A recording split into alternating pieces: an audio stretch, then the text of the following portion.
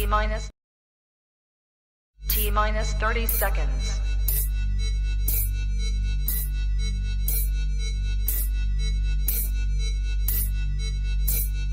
T-minus 20 seconds.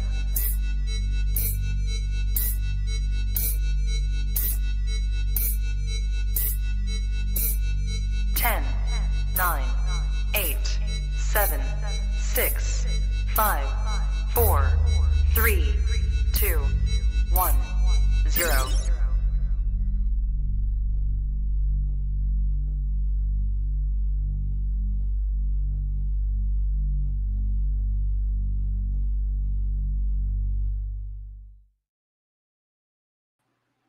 Trap Talk Reptile Network, the coolest reptile network in the world. Episode 533, new breed on the block.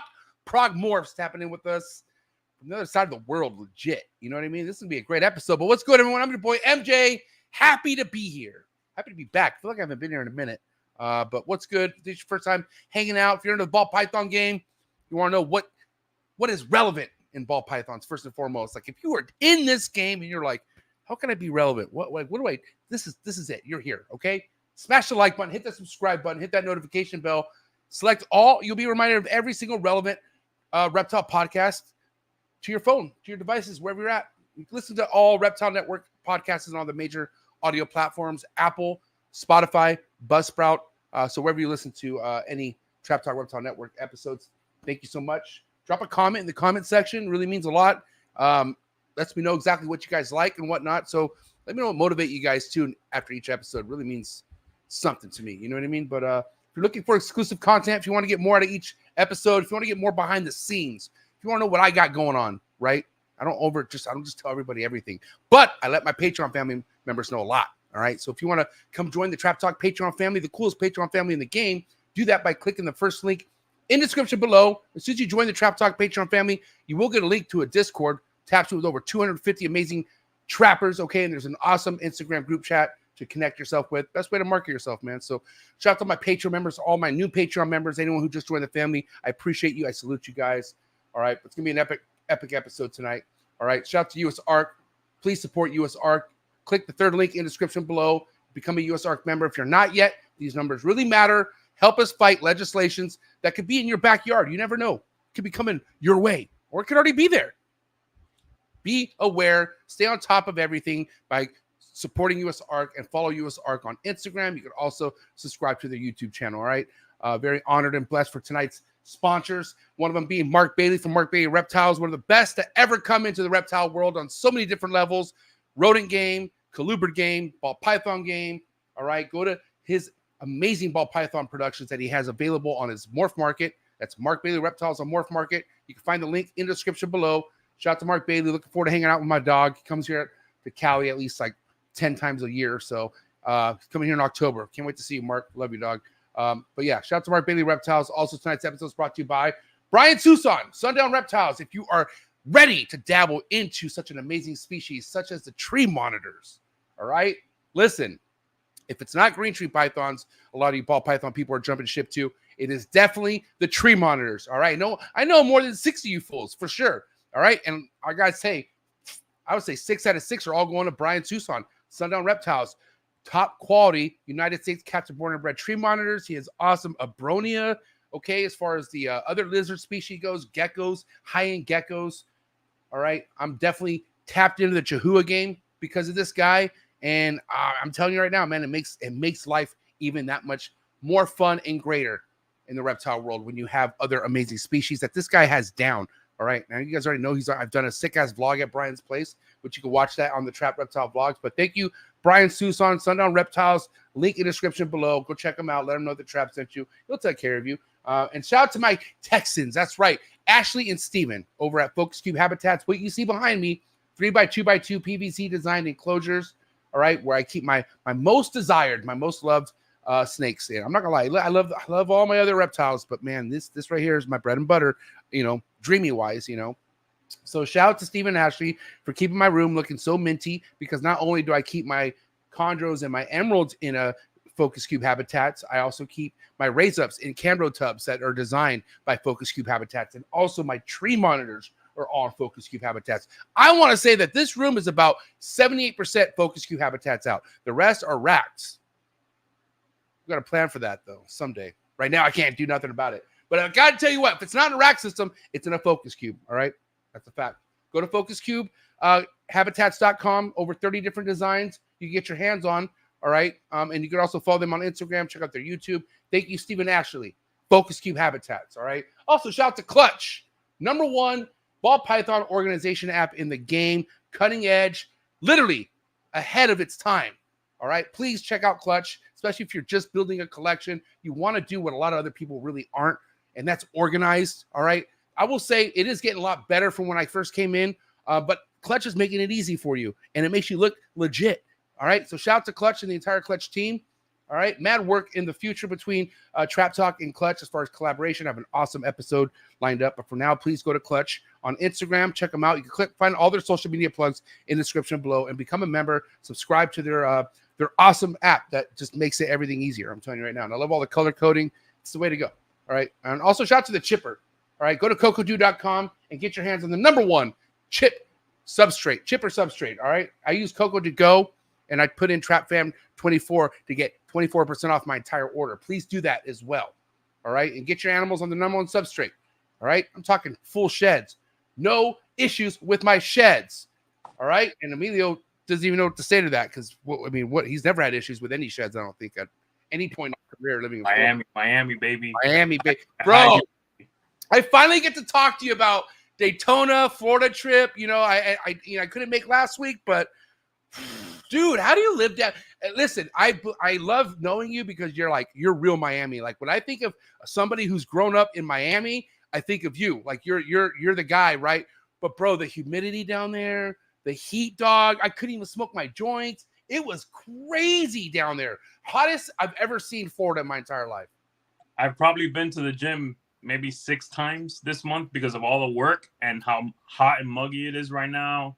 When you combine all that together, the amount of work, hatchlings, working the mice, social media, the podcast, everything, and all that heat, and Daytona. Woo, bro, I've been to the gym probably 5 or 6 times this month. I don't know what the issue is, bro. There's a lot of fucking Daytona regulars saying Daytona wasn't that popping. I had legit one of the best times I ever had at any reptile show. I don't know what the problem was. I had a great time. I heard some people did very well, and I heard some people didn't. Yeah. I can understand the whole vendor side of things, but just being a spectator, enjoying the vibe, dude. You know how many people I met that I would have never met if it wasn't for being at a Daytona, which is, I want to say, a mecca. It's like another Tinley for sure. 100%. It's another Tinley on its own level. I will say that for sure. The auction itself did 117 grand. Dude, I don't remember what the last Tinley did. What was it, 130? Yeah, I'm not sure. I can't remember. But those are Tinley numbers basically. You know what I mean? Yeah, for sure. Yeah. But mind you too, you take so much. You take Tinley so special to your heart being in this game because you have those memories you'll never forget. We met at a Tinley before, and Tinley does that, but so does Daytona. I will say right now, I can't say which one's better because I made new memory. I made memories I'll never forget at both. But for sure, my 2 top shows, as far as that's not on the West Coast, bro, Daytona and Tinley are like the Super Bowls that are on the East Coast. I feel like that's Tinley is the better ball python power show. Yeah, but especially being in October. That's true. But when it comes to all species, Daytona and things to do after the show, forget it. It's Daytona, bro. You got the beach there. You got the party scene. Yeah. At Tinley, you got the bar. That's it. Yeah.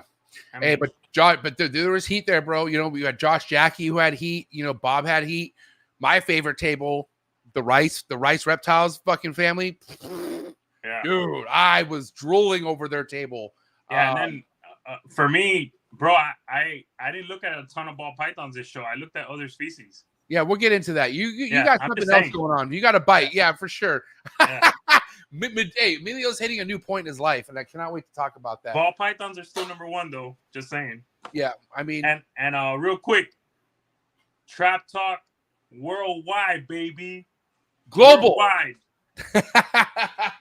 Hey, there's so many heavy hitters in the chats. A lot of people that just are just, you know, V-Unit family trappers. You want to say hi to people in the chats before we talk about tonight's guest? Yep. Hey, talk about the homegirl coming in hot every Sunday. Trap Talk Reptile Networks. Girls Who Love Reptiles podcast host Krista, Notify Exotics. Our co-pilot sometimes. That's our co-pilot. No, she comes through in the quickness. She's also behind the scenes a lot, controlling stuff. She's really the real MVP right now of Trap Talk, I gotta say. But shout out to Krista, V-Unit family, Trap Talk Patreon member all day every day. Big Mike 76 Exotics, Trap Talk Patreon member all day every day. Kenneth Jordan, our dog, who's gonna be at Dallas. I hope to meet you there, dog. And also going to Bill Stiegel's party. That's just gonna be popping. City Limit Exotics, Kenneth Jordan, V-Unit family, Trap Talk Patreon member all day every day. Nick, the Reptile Pueblo in the building, Trap Talk Patreon member all day every day. JC, dog, got to meet a real one. Gotta say, bro, this was a beast. Both families now, baby. Yeah, bro. JC, V-Unit family, Trap Talk Patreon member all day, every day. Appreciate you, and also pleasure meeting you, man. That's also one of the highlights of Daytona is meeting cool people like JC. All City Serpents in the building, James B. Trap Talk Patreon member all day, every day. Our guy Shane. What's good, Shane? Above all scales, Trap Talk Patreon member, V-Unit family all day, every day. Jaffe in the building, Canada's finest. What is good, Jaffe? Thanks for tapping in.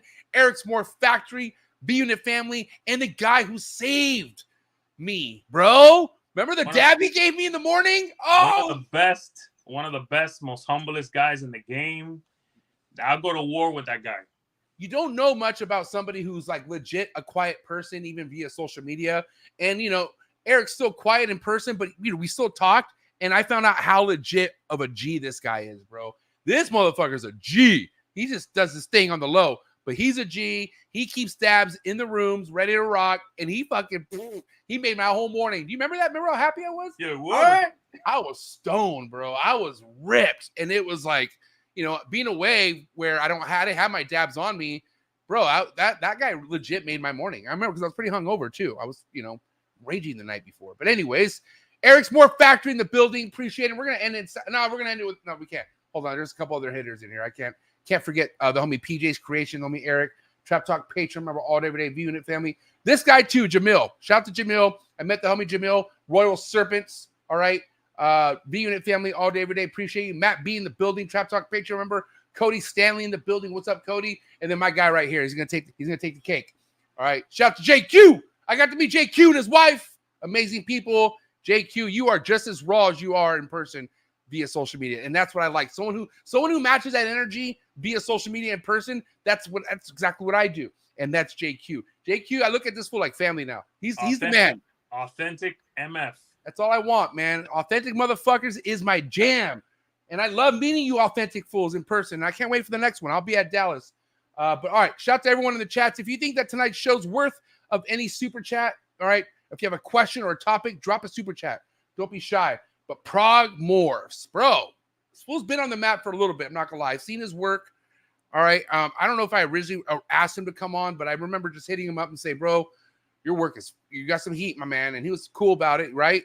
But you know, he recently put out, I want to say quite a viral snake of the ball python world. That super chocolate hypo puzzle, I believe, right? Is that the kind of be the biggest snake topic of tonight's episode, I would say? I mean, it is, but it probably shouldn't be the main topic because he's got some other stuff that he's got some other stuff I'm fucking in love with, bro. I selfishly say that because I told him a lot of the stuff he's already hitting, I'm just now dreaming about, and it's like, and like sometimes I don't get jealous. I'm just saying, like, God damn it. we all got different opinions, right? Right. But the super chocolate hypo puzzles are, you know, they're nice, but the other stuff that he has, the black pastel stuff, bro. There's a lot of ingredients that is taking this guy to the next level, right? And that's all we're going to get down to. Yeah. He's also on the other side of the world, all right? I don't know if there's a lot of advantages, disadvantages doing stuff where he's at, but I got so many questions, and I don't want to keep him waiting because it's legit. It's 3:15 in the morning. Let's talk about it with the other side of the world. Let's fucking go. Let's go, man. All right, and shout out to the super chat. Already getting that mood going, so let's go. Shout out to Scott, Morph Magic Exotics. But guys, you know what you need to do, all right? And I'm trying to wake up Devon right now, just in case he's tired. But let's go. Episode 533. Do what you got to do to get your mind right. Do what you got to do to stay hydrated. We got this goddamn Lee's coffee. New breed on the block. Prague Morphs coming at you right now. Let's go. Cheers.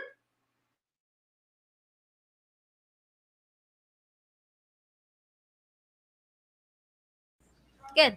You ready for do more in the future? Trap Talk podcasts? Yes. Man.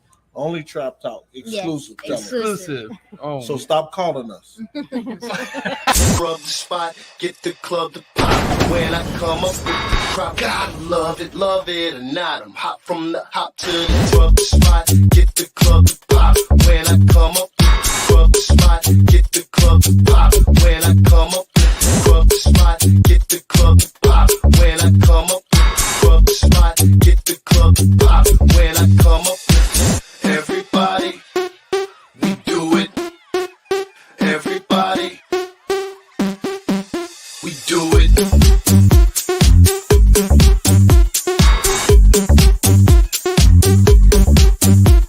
Do it.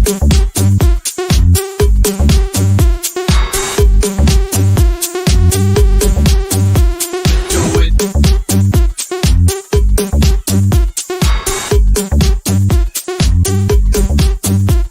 Do it.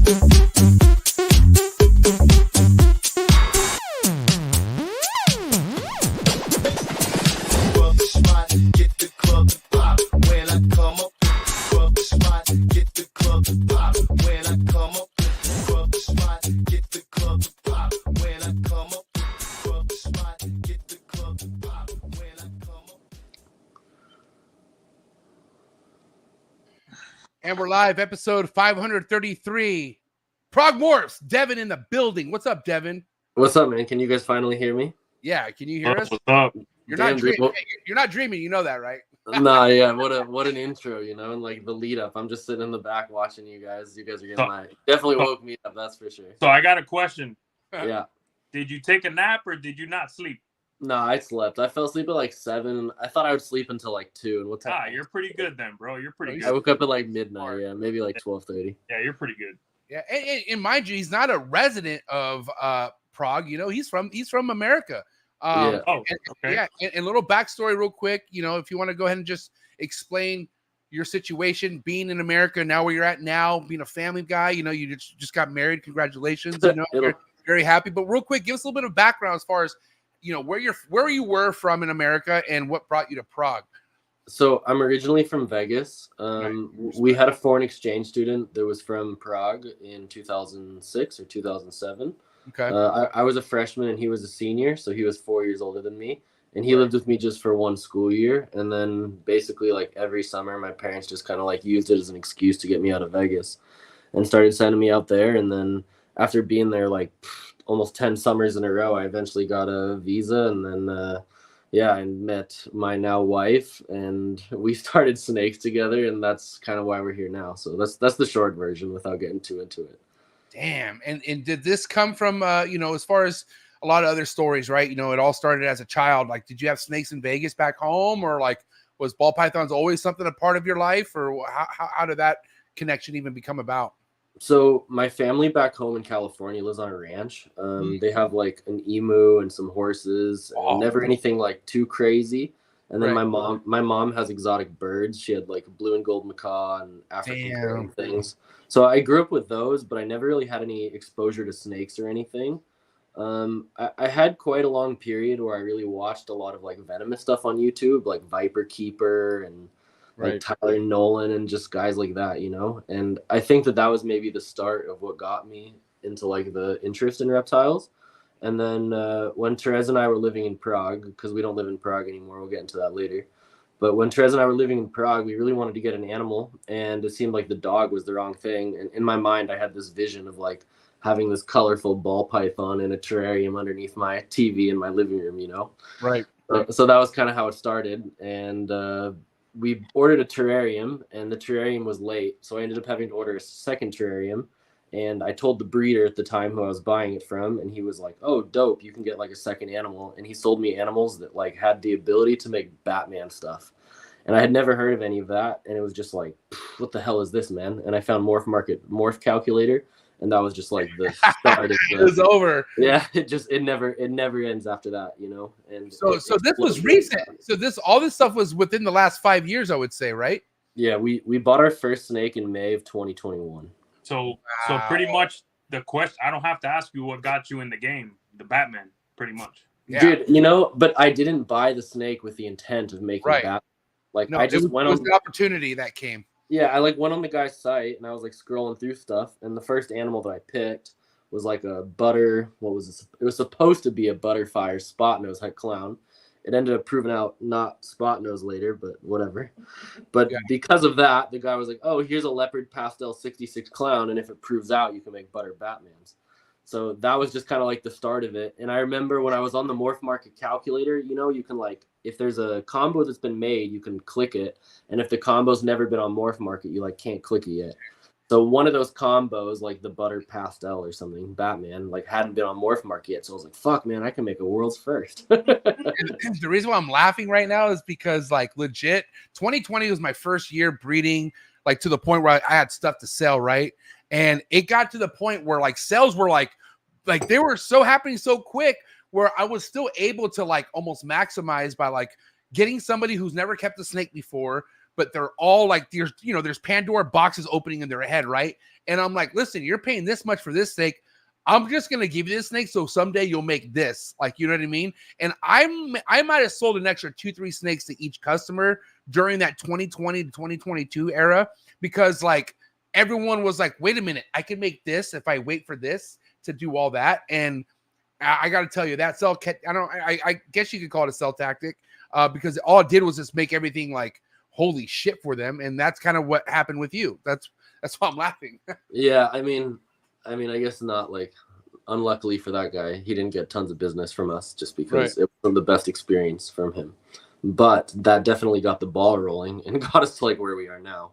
You know, because if you don't have this experience or even, I mean, I guess at some point, if I would have found ball pythons, we would have discovered genetics and things eventually. My wife had studied some like genetics in college before. So she understood how it worked and explained it to me pretty fast. And that was kind of my first like light bulb moment of understanding, you know, like, hey, we can avoid 66% hets if we have the opposite of, you know, recessive on both sides. Like instead of going DG het clown to DG het clown, you'd go DG het clown to clown het DG. So like once I started realizing these like basic things, that's when the ball just started rolling of like, we need this, we need that, like what can we do? And that's when the goal started to develop before we knew what we were getting ourselves into, I guess. What was that next animal that you guys ended up investing in? Like after this first purchase that we were talking about? Yeah. Man, we probably bought like 20 or 30 animals before we got into like investment, like investment stuff. I think our first like big investment order was like we bought some DG stuff. It was like a 3,000 or 4,000 euro order, but it wasn't any like there weren't any one super expensive animal. But that was kind of like my entry into okay, this could be high end or not. You know, maybe we make DG clown stuff. I think there was a double het puzzle hypo in there. And I kind of bought that blindly, not knowing that was going to be like something that we got into in the future. And then the first real investment animal that we ever bought was a special hypo clown female. Wow. Okay. And that was like it. That was like what started it. So you had about 20-ish animals before you even started considering investment stuff, right? Like that, like you were just kind of just being a noob and just loving everything and soaking all in with those first handful of animals, right? Yeah, I mean, even when we were investing heavily for that first like year and a half, I guess you can still say that we were still pretty like on the noob side of things.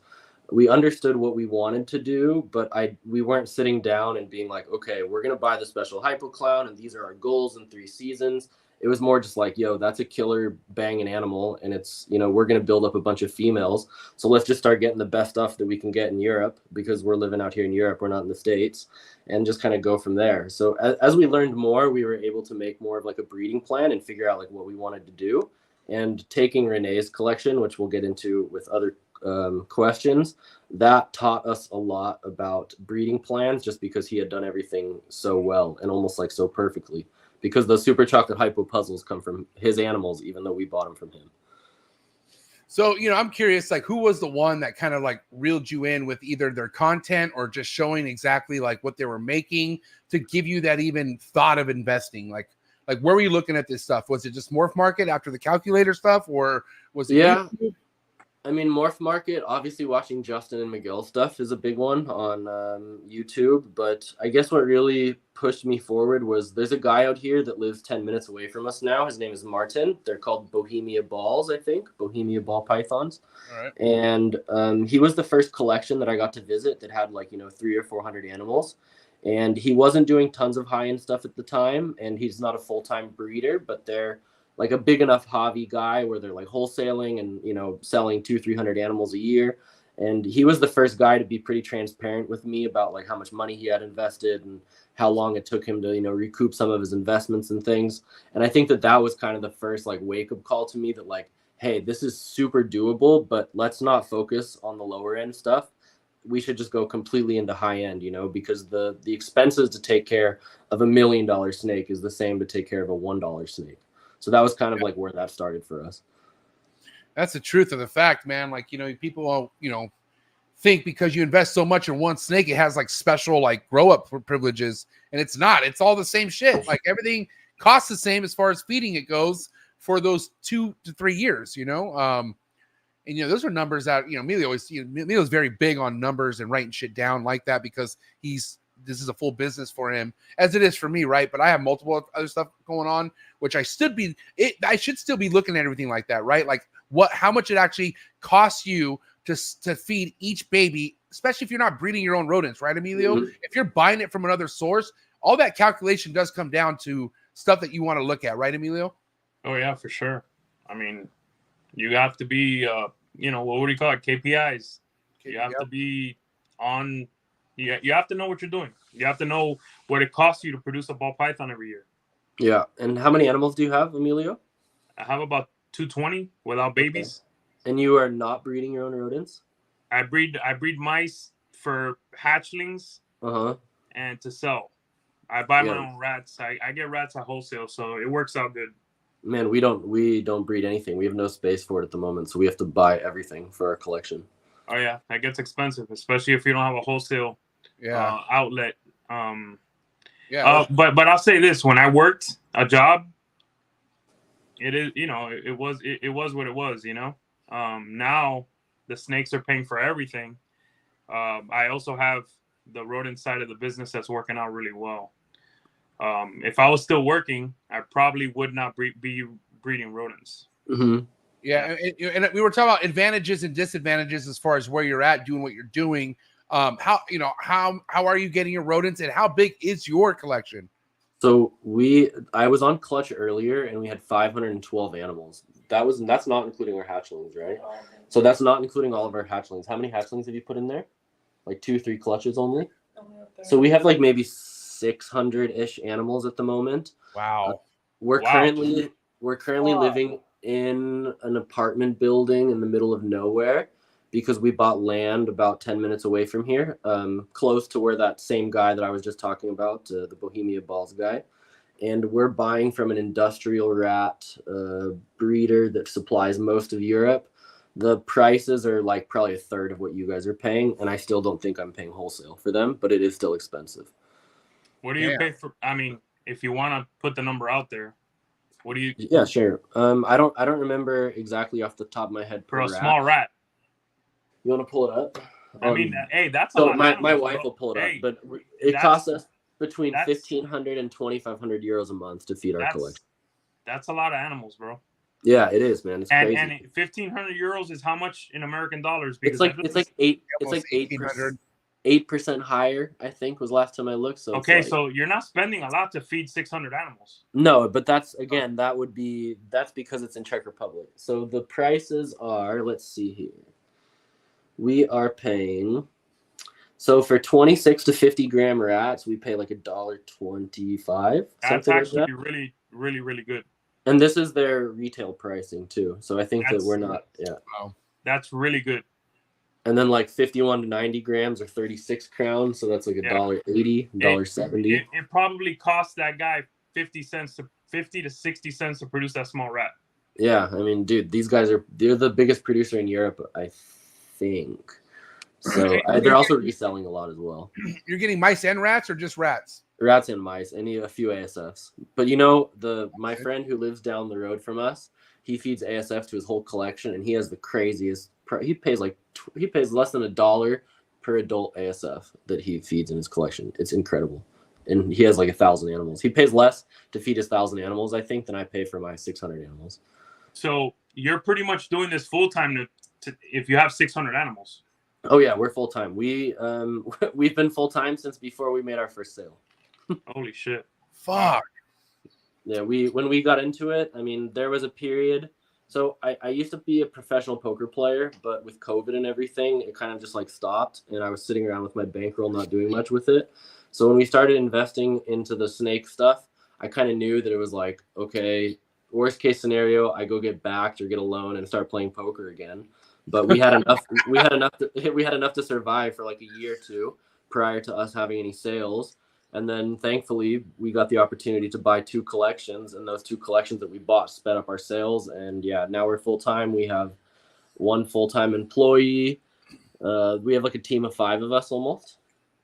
Wow. So that's where the bulk of your animals came from. It's other people's collections, you would say? Yeah, so we bought, a lot of people know, so Renee Snake MD was one of the big hypo guys on the planet. We got his collection last March. No I way. think there was 140 animals when we got it. Are you looking them up now? No, I'm just remembering that guy, Renee Snake. Yeah. I remember his name, Renee Snake. I see him. Okay, now I remember. Yeah, All I think he deleted a lot of his posts. But yeah, so we got 140 animals from him, but within those 140 animals, we had 21 gravid females. So we had 21 clutches after we took his animals here, and then we've bought another collection, which I don't release the name of much lately, but it was like only 45 or 46 animals, and that was mostly from who? The second guy. I don't say the name of. I don't think that he wants me to, but it's mostly TSK, DG Clown, and DG Clown stuff from the second stuff. Yeah. Does that guy have a good name in the hobby? I'm just curious. Yeah, it's not. It's just in Europe. He's just a smaller guy. Oh, he's in Europe. Got it. Okay. Yeah. Nah, if he was in America, I would have poked the shit out of that fire. Nah. It's just. I'm not sure if you guys are aware, but in a lot of countries in Europe, they can't use like racks, or if they produce more than X amount of animals a year, they have to have a license, and they can't get their license. So that's why some of the guys are a bit more like secretive of it. Renee now doesn't care because our deal's over, but there was a period where I also wasn't telling people. Like, it was obvious that we had his animals if you knew it, but we weren't just like out there, screaming about it. I mean, this guy definitely had heat, I would say, for sure. Top quality stuff. Did you get a lot of the puzzle stock you have now from him as well? Yeah, everything. So the super chocolate puzzle hypo is the male came from him. So we hatched 4 of them, but the 4 that we hatched come from his male. So everything that you're seeing here, we have, except for maybe a few animals. So that like OD puzzle hypo, we have that female. We're breeding her next year. But yeah, initially he offered me the puzzle hypo project. And then after we took the puzzle hypo project, he was like, I've been debating it for a while, and I think I'm going to stop. So here's the rest of everything I have. So we just made a deal on that, and I took everything that he had. Literally the whole snake room, including racks and everything. And he's out, like completely? Like he has no more, like at all, other than what you bought from him? Nope. I mean, we're still friends with him. He was at the wedding. He still comes down once or twice a year and sees animals and stuff. But as far as animal goes, he's out of the hobby. Is he older, dude? I'm just curious. Like younger, or I mean, he's in his 30s. He's a few years older than me. Damn, he's already out, huh? Well, I mean, who long? I mean, I'm assuming he must have been doing it for a long time. Man, I don't remember exactly how long he was doing it for. I know he had snakes for like 15 years. I asked his wife at the wedding, but as far as like being serious and breeding goes, that was kind of the reason that it like bowed out, because he came from a country where he couldn't do everything that he wanted to do, and he got such crazy results so fast, and he couldn't sell anything, and so that's kind of the that's kind of the short version of it. It's a harder market out there, right? So the European market is kind of special, I guess. there's only maybe 5 or 6 guys total that do it full time. Everybody else is either like hobbyists or serious hobbyists or whatever. Almost all of our high-end stuff that we sell goes abroad, or if it stays in Europe, it's like to friends or guys that are like on the same projects as us, you know. It's very rare that we have like new customer come out of the blue and take like really expensive animal from us that would be in Europe, but like in the States it happens much more often, and in Japan. Yeah, I mean, respectfully, you're hitting shit that's not even being made here in America yet. You know what I mean? So, I mean, you are definitely leveling things up, even like on a whole, like broad spectrum of the ball python world. Are you able to sell anything back to America, or are you getting people interested in what you're making right now in America? Yeah, I mean, you had Mike from Banana Bread on like a week ago. Yeah, right. So like Mike's one of the good guys that's been taking some killer stuff from us. Got to reach out him since he was shouted us on yours, you know. Yep. So like most of the good stuff is going to the States, but like a majority of it has been with like him and one other guy. So that's going to be the next, man. This wasn't produced by us, but this was produced from parents that we sold from Renee to our friend in the Netherlands. So that's crazy. That's my favorite animal on your page. Really? You like this one? The black pastel hypo puzzle? That and the black pastel cypress hypo krypton. And I'm not a krypton fan. Oh man, that one, neither one we produced though. Well, I mean, it's on your page. I thought you produced it, but you know. Nah. This one, so this black pastel hypo puzzle was produced by Dutch Pythons. Him and I share a lot of animals in the Puzzle Hypo project. All of his animals come from Renee as well. The black pastel Cypress Hypo Krypton is from Miguel that we just got, but then everything else below we produced. Okay. So those are just a few of the new pickups that we got this season. Because that's exactly what I want to see in puzzle, man. I want to see the pattern stay. Yeah, it's awesome, isn't it? For me, I mean, you know, because the super chocolate puzzle hypos are awesome, but it's more of a genetic powerhouse to put chocolate into things, and I think that sometimes a lot of people kind of like miss the point on this, that like we didn't make this to think that it's going to be the world's best looking puzzle. It's more along the lines of, we think that chocolate is awesome in puzzle, and like, man, having a super in your collection is one of the biggest advantages that you can have, you know. Even just upgrading, like we just had an ultra male clown clutch earlier, and this season we're using an ultra clown head hypo, and last season we had a pastel leopard clown head ultra. Have you made any chocolate hypo puzzle without the super? Yeah, we have one. If you scroll down on the page a little bit, there's one. We didn't make it. Renee hatched it, but how far down should I go? You want to help find it, maybe? It's a while. It's down there. Okay. Yeah. Maybe Teresa can find it and she can send it to you. And just shoot it to me. If you could DM it to me, that'd be great, to my Trap Talk 619. But okay, let's get back to this, okay? Because this is kind of like, man, respect to you for being able to be playing in this kind of high level of the ball python game, because this is really dreamy stuff. But then also, like, you got people who are either curious about investing in puzzle, maybe already have, or maybe not too sure if they should go deeper, and they are questioning if puzzle's even in this snake.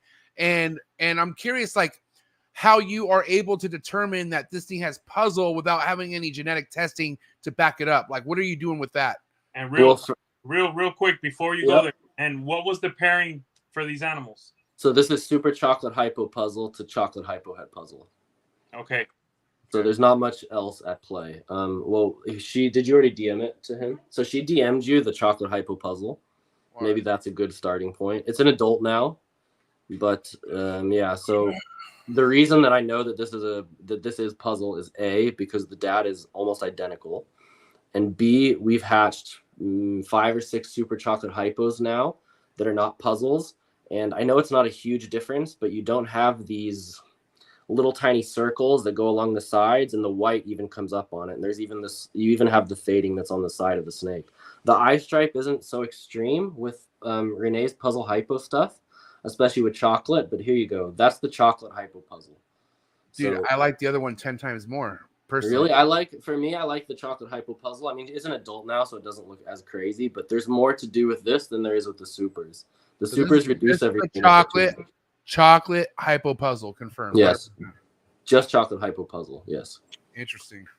And we had a male chocolate hypo puzzle prior to buying Renee's animals, but we now sold that to Dutch Python, the same guy who made that black pastel hypo puzzle, because now we use the super.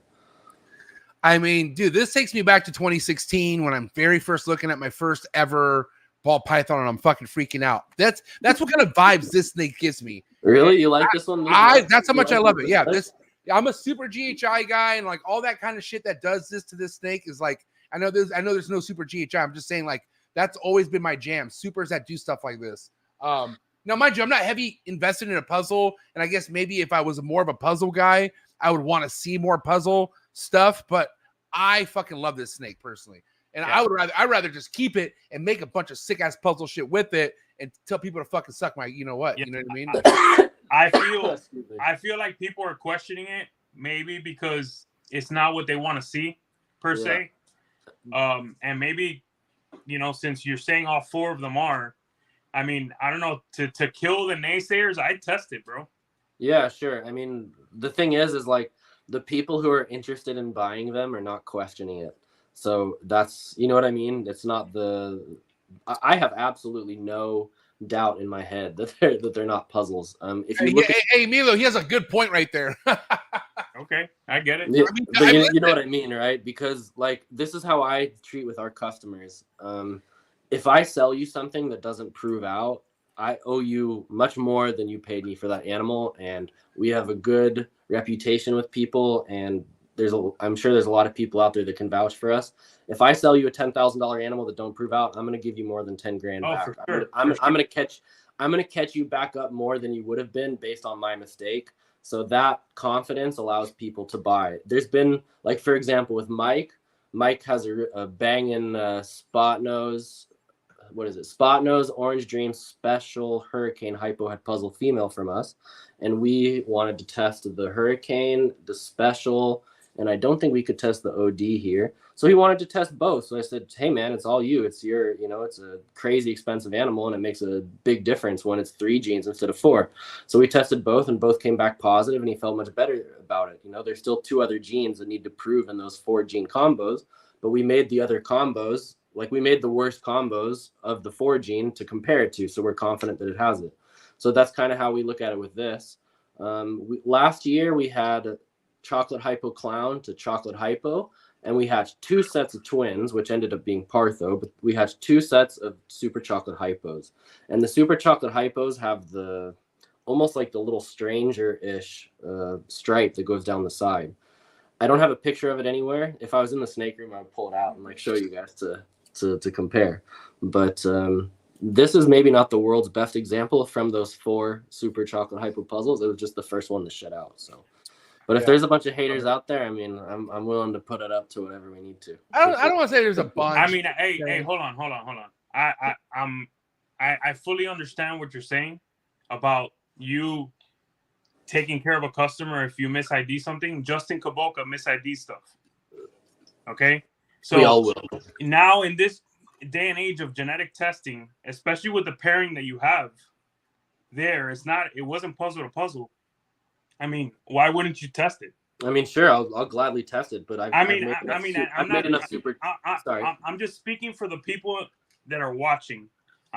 Listen, the animals are amazing, and I don't doubt you one bit. But in this day and age, I feel like you kind of have to, bro. You know what I mean? I mean, so should I test all 4 of them, or should I test one of them? That's up to you, big dog. But I mean, you know, you're right. There are haters, but I mean, I'd test them all. We haven't dealt with much of it since we started, to be honest. I mean, I guess I'll throw a test in there so that we can like. Devon, let me add, there's a lot of fake motherfuckers out there too. So it could be somebody who's saying, hey, I love that snake, but also texting other people saying there's no puzzle in that snake. That's how these fucking fake these motherfuckers are in this game. Mean, sure, you know, but like we're very transparent. We keep it real. We got sent pictures of other animals and all types of shit. And you know what, bro? We're just having a conversation. Yeah. And I hope you don't get offended. No, because you're doing amazing. You're doing amazing that things. has puzzle in it. I'm saying right now, I'm team that has puzzle in it, and Emilio's not. That's the truth. I'm just kidding.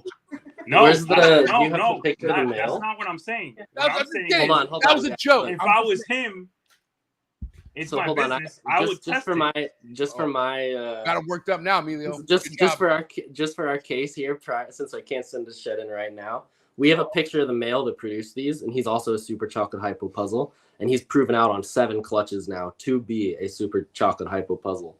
So she sent it to you now, MJ, let's go. MJ, right?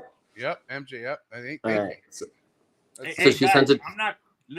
I'm not questioning the Look, animal. hey, I'm No, just hold saying on. this. Let me say this. Hey, Let me say this. But if people out there, hold on, I'm a breeder too. If people out there are questioning my shit, Wow.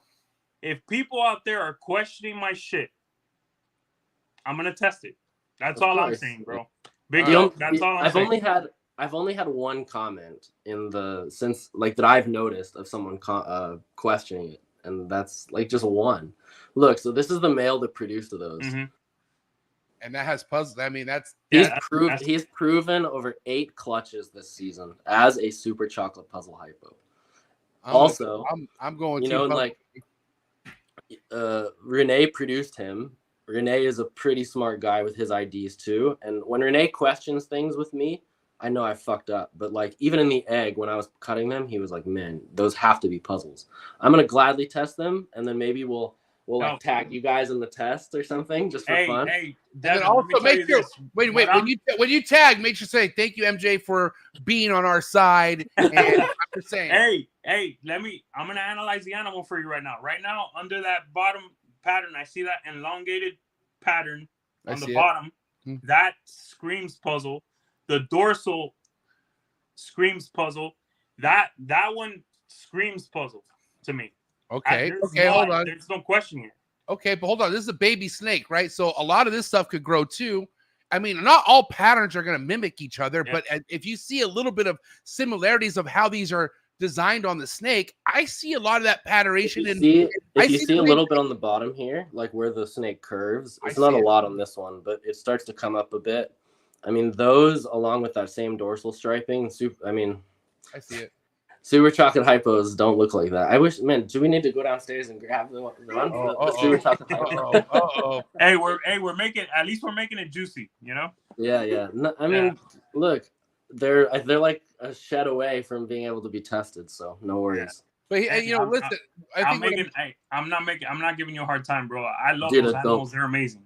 It don't bother me either way. This is the whole point of us having this ability to do this. Yeah, especially now when you see, if you just scroll through Morph Market or Instagram or whatever, you're gonna see a lot of mis-ID'd stuff. So it's just how it just as it is. And simple stuff.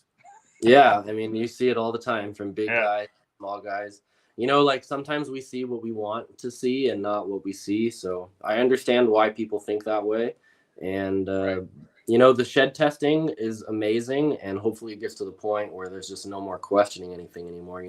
It just turns into the standard of hey, this is a full panel test on this animal. We know it's not hiding yellow belly, and it's not 50% head albino or whatever, the stuff that can ruin your projects. So I understand that, and sometimes we make pairings to avoid having the ID confusion, especially with things like red stripe. Yeah.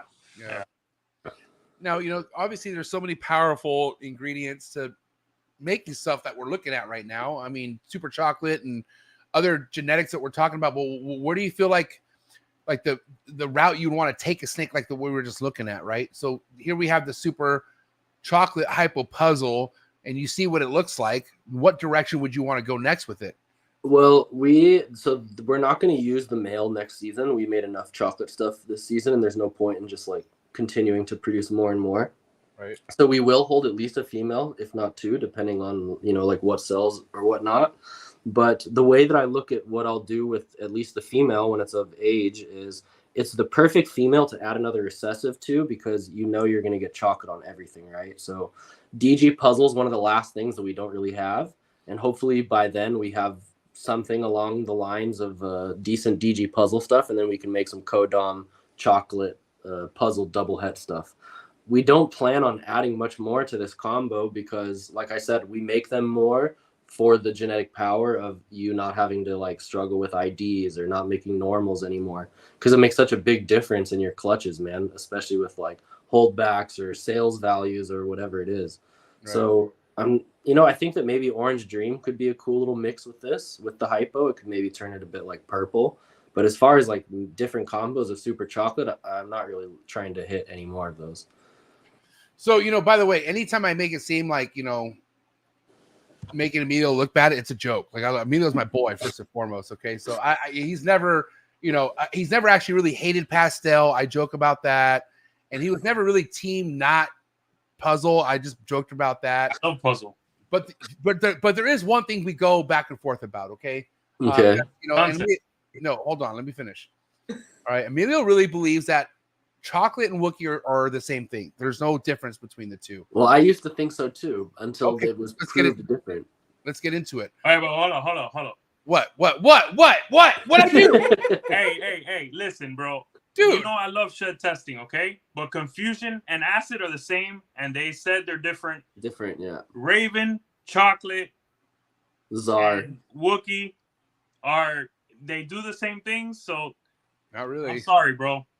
Don't be sorry. Man, it's the same thing. I'm on the fence. Like, wow, dude. I used to fight your position a lot. But I do want to believe that shed testing goes a certain way, because especially now, like, we talked to one of the guys who does shed testing in Europe, and he talks a bit smarter than I can understand sometimes with genetics, So sometimes when we ask these answers, because before it was like announced that it was different, he like shit on my parade and told me that they were different. And I had been like, on a few podcasts and debating my story. But now, like, we have this Wookie clutch here. We have a few other animals from it, and like we made Wookie Gravel Pastel Clown Head Hypo a few times now, and we've made chocolate. I don't think we've made it with gravel, but we've made a few chocolate pastel clown head hypo combos, and I just can't imagine the gravel making the difference in the chocolate being the same as the Wookie. So I used to be. I think I've just been proven wrong here, and that they are different. I agree they do a lot of the same stuff, but I think that they're different. There's a little bit of variability, even in specific traits, like Mojave, like Mystic, like Phantom. Phantom and Mystic have been proven to be the same thing, and they look, to me, a little bit more different than Wookie and Chocolate. But again, that's me. I'm not gonna continue to debate something that, to me, my argument to that is, Emilio, how much Wookie and Chocolate stuff are you producing right now? It doesn't matter. I mean, how does that not matter though? It doesn't matter, bro. I'm a student of the game. I look at pictures all day. But I feel like if you're producing I feel like if you're producing it, you would be able to have a better like. Nah, bro. Nah. Let me answer this. It's this simple, bro. Chocolate, this has been around forever. I'm gonna tell you what the average person might tell you out there. It doesn't matter if you get Chocolate, Wookie, or Raven. You're gonna do the same things with it. And I don't care tomorrow if I get a super Wookie clown or a super chocolate clown, or a super chocolate puzzle or a super Wookie puzzle. I don't care. Raven. It does the same thing. Nah, I'd rather not do Raven. I never heard of that shit. I'm just saying, leave those names out of it. Leave chocolate where chocolate's at. Leave Wookie where Wookie's at. Hey, I don't want to sound like an old school person, but in 5 years, y'all might be agreeing with me. Yeah, there's still. That's what I was just about to say. Is that there's still a chance. Like, how long did we think that DG wasn't recessive, and now we like flip back on it? So yeah, look, I gotta stay 50-50 on this one, just because now, like, look, let's look at both points. If I breed a chocolate clown to a Wookie clown and make a super, and that animal produces animals, I'm not gonna be able to tell you which is a Wookie clown and which is a chocolate clown. But once we start making different combos and things with it, it seems to stick out a bit more. So I see why it can be like that. But then, like, look at that animal that he just pulled up. If that's just a super Wookie gravel hypo, there's no pattern on it at all. And like, we've made a lot of super chocolate hypos, and like, look at the super chocolate hypo puzzle or hypo pos puzzle, whatever you guys want to call it. Does adding gravel really make everything disappear? You see, you know what I'm saying? I know for sure it's at least one dose of gravel. I can't imagine it being a super Wookie super gravel, but it still doesn't make sense as being just super Wookie super gravel. Or is it super gravel Wookie?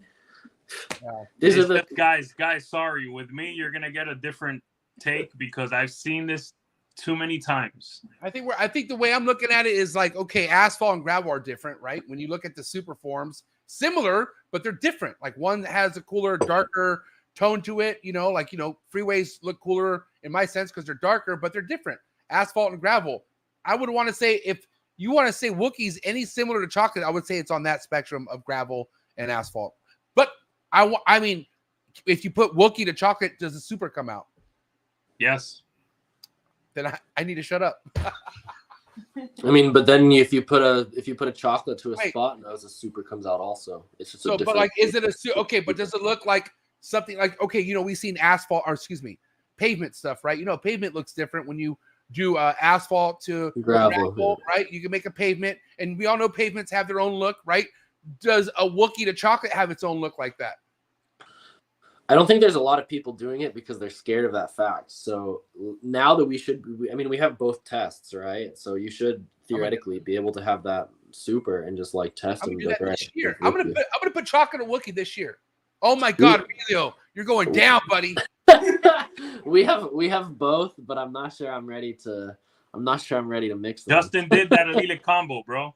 They call it an elite combo. Who's Justin? Okay, relax. I'm dude, and like all these genes are in the spider complex. Because even when I was asking the shed testing guy Jürgen from Pro Herper in Europe, I was like, man, he's like, all these genes are the same. I'm like, okay, but they look different. So like genetically, the answers go deeper than what like we all say of just like, oh, it looks the same and acts the same. But let me say this. They're the best genes out there right now, in my opinion. Right. The best genes out there, because they are making some of the best combos out there. I will tell you guys, and MJ knows this, the Super Chocolate DG Hypo Clown that JP made, I think is the best snake that's ever been made. It's awesome. Yeah, I agree. Yeah. It's a male or a female? Do you know? I have no idea, bro. Yeah. I love our Super Chocolate Hypo Clown too. So, bro, those snakes to me are gonna be timeless. They're gonna be. I think they're at the top of the game right now. But again, I'll repeat to you guys. I don't care if I get a Super Wookie or a Super Chocolate, and that's what I'm gonna be in the market for this year: a Super Chocolate or a Super Wookie Clown. So I can start putting that into my stuff. Why don't you hit your boy up? Who's gonna be making all that stuff this year? I don't understand. Yeah, yo, if you hit a super. Do I go to other places for Xantic? I mean, what's going on here? Hey, I haven't bought anything yet, bro. Like, I know. He's still in the market, man. You have time to hatch it. But market. I'm glad we brought that up because obviously the markets take quite the change over the last over 18 months. I see a rising coming. I think things are kind of getting better. But what's your overall thoughts of the ball python market? And Bean is like you're not quite a veteran. I want to say because I would say veteran is close to like 10 years, I would say, right? Far from it. And you're not there yet, right? So how did you take the market change? And then let's talk about what you currently think of the market. Well, when we started buying, we were like part of those gold rush buyers, right? Right, 100%. There were a lot of other big guys, maybe not so many in Europe, but there were a lot of guys really spending and investing a lot of money into stuff. So, I mean, like I've been around, with like crypto and a few other markets. It's not that much of a surprise to see something that's going so crazy kind of have a bit of a dip. Right. So it didn't really bother me or worry us that much, especially because I knew that our strategy was that we were going to kind of try to get everything on the market. So assuming that the laws didn't just make everything illegal overnight, it wasn't really going to change anything for us because we would still be able to keep our lights on regardless of what was going on. Yeah. So I think that the market was never so crazy bad, but we also don't see it as much because, like you said, we're working on a lot of combos that we don't have a lot of competition on. But I think that that's kind of the direction that if you want to be full-time, you have to have at least something that's kind of there because that's where the success can, lie in ball pythons. So I think that the market now is definitely recovering. A lot of our friends and stuff, I have a few friends that had never sold an animal for more than 10 grand. They'd only ever like traded for those animals in Europe. And now those guys are starting to have cash buyers and stuff. So things are definitely doing better. But I don't think that the market was really as bad as you hear people sitting around crying for. I just think that the amount of work to sell an animal was real compared to how it used to be. I'm so glad you said that, bro, because it was not realistic. I want to say during COVID, right? And when you're just now coming into things, you kind of get accustomed of how the first few years are, right? And Emilio comes from an era where it definitely snakes weren't as easy to sell, maybe at one point. But you just got very spoiled becoming like a first-time ball python seller during the COVID years, right? Because you got certain things that you rely on, and then you also make moves like investments that are really kind of out of your league, but because how much money you make and you think that's going to happen next year, you go for it, right? But then where people went wrong, Devon, is that people weren't happy with what they had to sit on, right? And that's where a lot of those desperate people fucking packed it up and said, fuck it, got racks for sale, because they all know what's the point of feeding a bunch of animals that you don't want, right? And then next, months goes by and all these animals you don't want, guess what? The value is just tanking as the days go by, right? And that just makes everything worse, So I do give props to people who say, fuck it, I need to do something about this because I don't want to be in this. Yeah, if you don't want to have animals that you have, you should definitely find new homes for them. 100%, right? Especially if that was the reason that made you like pack up and leave, right? Exactly, right.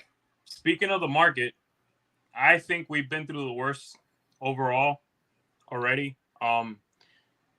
I feel like people are talking down the market because, to me, and I hate to pick on one project, right? But I think the project that's been hurt the most overall is Desert Ghost. Oh, I thought you were gonna say Pied. No, Pied's always King's always, bro. Pied's always gonna be okay at Emilio.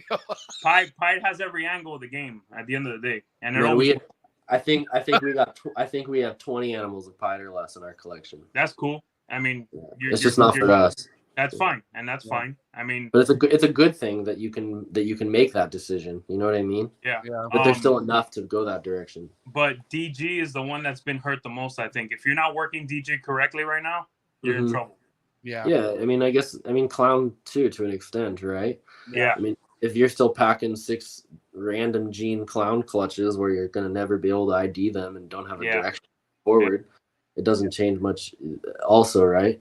But as quickly as Clown went down, DG was right behind it for sure. DG is like, it's crazy right now. I mean, just watch how many people are going to produce DG Clowns this season, but then how many people are going to produce DG Clowns with codoms in them, like good codoms in them. And the divide is just going to continue. I always forget where my camera is. The divide is just going to continue going further, and that's going to be the next big thing that really like differentiates you in these like multi-recessive projects, because if you're out there trying to hit these quad recessive animals and every animal you have has lesser and pastel in it, and your neighbor's working on it and he got OD and blackhead on it, like you're just crushed, And chocolate. It's not about luck at that point anymore. It's just about every clutch that the guy has, he's just gonna have better stuff coming out.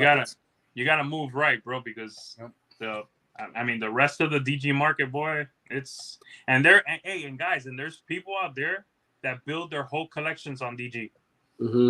Yeah, on everything. Pied, DG, Clown. Yeah, it's crazy. So But listen, I mean, at the end of the day, this is why your head should always be a lot further than the current year, right? And one of the things that I'm embracing took me a few years, but because I would always look like, what's the baddest thing I could visually hit, right? What's going on as far as that goes? But man, where I'm at, and because everything that we're talking about, whatever I do want to visually hit, I want to make sure it has those insane incomplete dominants going on in them to keep myself away from all the other fucking saturated shit.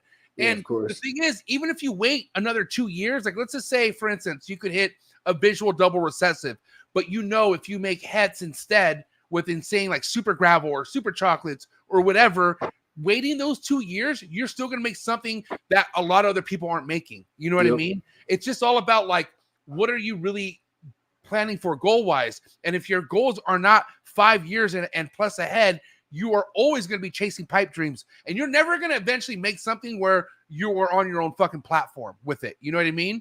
And that's why you're at where you're at, because you obviously found stuff and invested with other collections that were able to kind of put you in a place where you are now hitting double recessives that not only a lot of people aren't hitting, but they have super chocolate and they have awesome fucking incomplete dominance, like dreamy incomplete dominance that I want in all my stuff, right? But dude, you gotta think down the road, man. It's not about what's happening this year. It is already too late. I'm telling you. You really need to think of females that you can use for 4 to 5 seasons without having to replace them. Because if you have these animals that are being replaced every 2 clutches, you're just not making enough progress, right?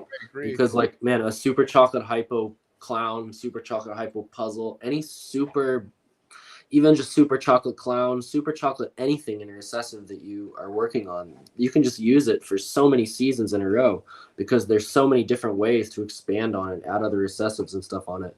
And I think that was a big thing that helped pick us apart too, is that we really focused on buying the best females possible. I mean, prior to the collection stuff. And then like I was saying earlier, is when we bought Renee's animals, man, that guy didn't have any wasted genes in anything. He had pastel and maybe 1 or 2 animals, and it was just kind of because he had to. But other than that, I mean, all of his goals didn't have, like, if he missed, he made a chocolate hypo head puzzle. He didn't make a chocolate pastel lesser double head, all these things that he's going to be sitting on. And that was a big opening. What is that? Oh, it's the dog.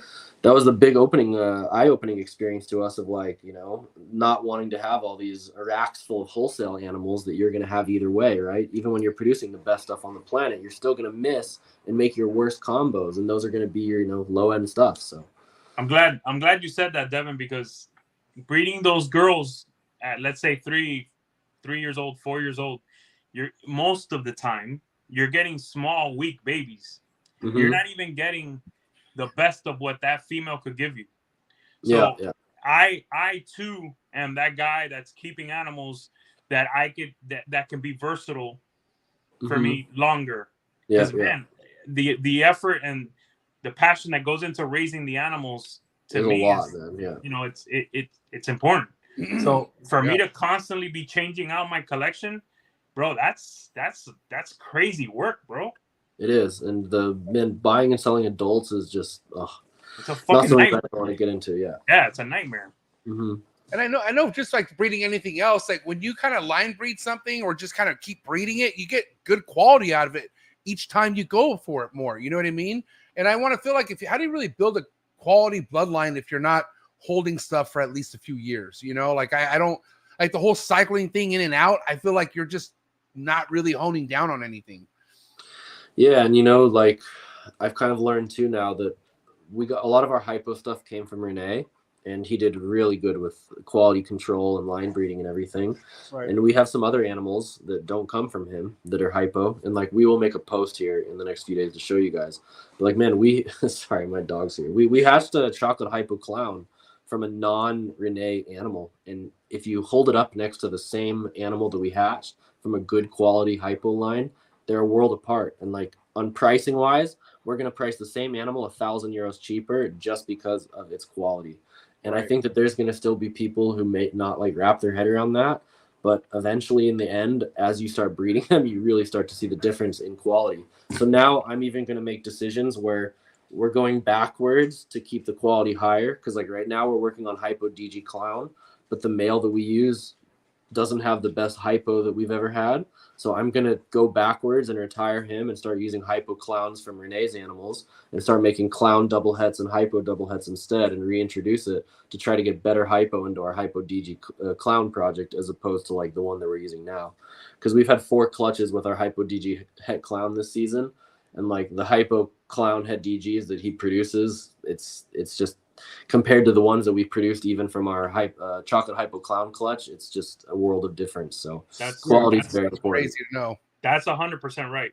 Wow. That's 100% right, because nowadays everyone's focused on speed and not quality of lineage. And bro, you broke that down perfectly.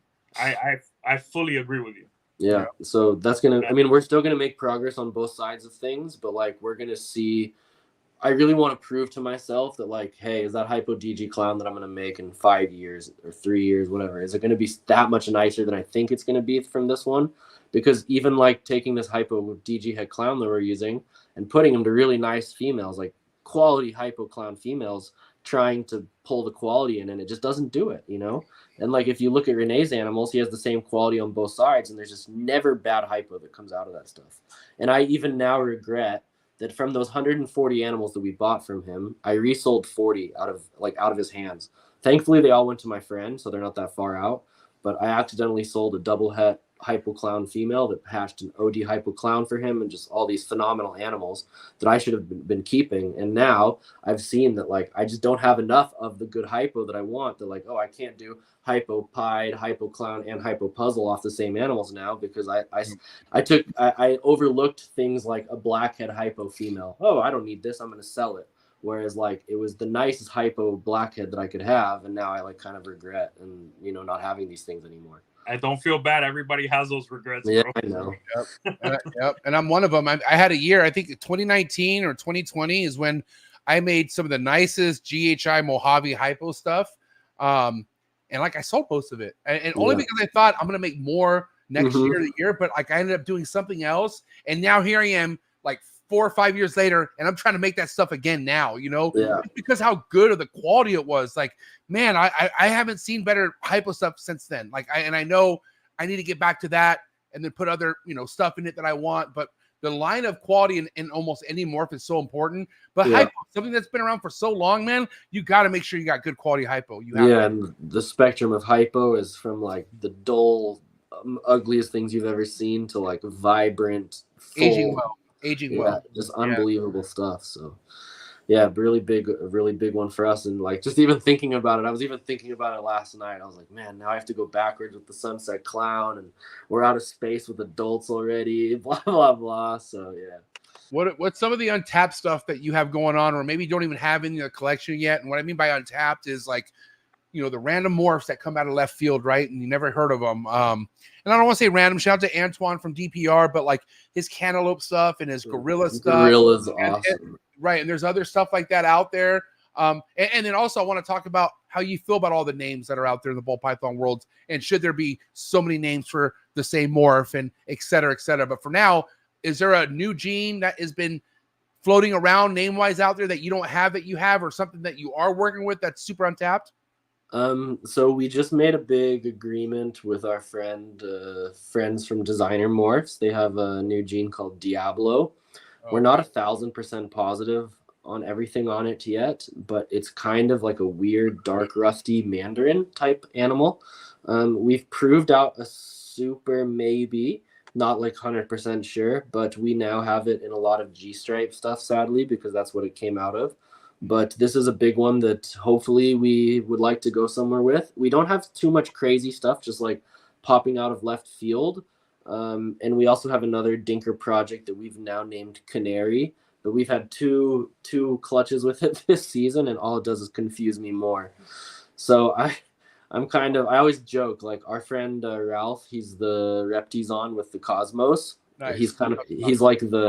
He's like the king of dinkers, you know, because this guy just has so many dinkers in his collection, and the amount of animals that he needs to even figure these dinkers out. Like the guy has a lot of animals also, and it's just crazy amount of things to prove the dinker out. So I try not to go down that path too much anymore. I let other people do the work, and then I'll trade the expensive animals for it, so that I don't have to make the progress myself and have 5 racks of dinker stuff that I can't sell, and I'm like scared to put out there. Or like, now we have to feed males to a king snake, you know.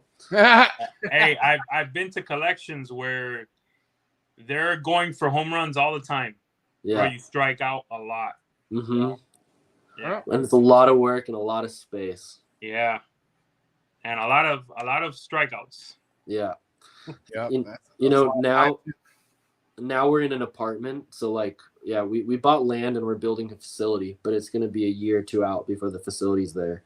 So we're dealing with a 3-bedroom apartment, like filled to the brim with snakes, and we don't really have anything else other than that. It's funny you call it trap talk, you know, and it's kind of like the snake, like the actual snake trap down there. That's like what I'm saying. Yeah, I mean, people, I mean, in the beginning they would ask me like, why you call it trap talk? And I'm like, man, well, I mean, my past life first and foremost, but I also had all these snakes like it was a garage turned into a studio, and we moved in, and my wife was like, put all your snakes in here, I don't give a shit. And it like had a door, and it like kind of looked a little dirty on the outside, but you go in and it has all these sick ass snakes. And I remember selling shit. I'm like, bro, this is a trap, man. Like, this is a snake trap. Like, for sure, this is the snake trap. and it all started from the snake trap and went from there. And that's how that name started. Hey, I gotta say, everyone out there started by having snakes in their living room, or living space of some sort. Or living space of some sort. Yeah, everybody.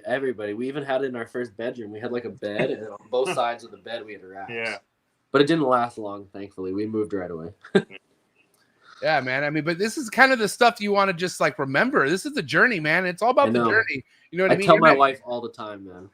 Yeah, I mean, dude, trust me. When I went, because my wife, like I said, back in the day when I first started all this, she gave me the studio that was disconnected from the house. And then eventually, what do you think I outgrew?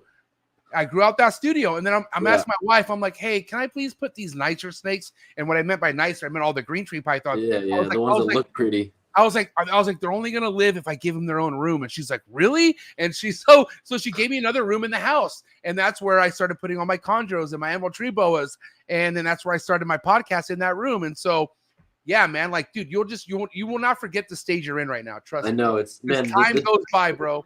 The journey is awesome. Like, we're only doing this for 3 years, and we're already in our third place that has animals.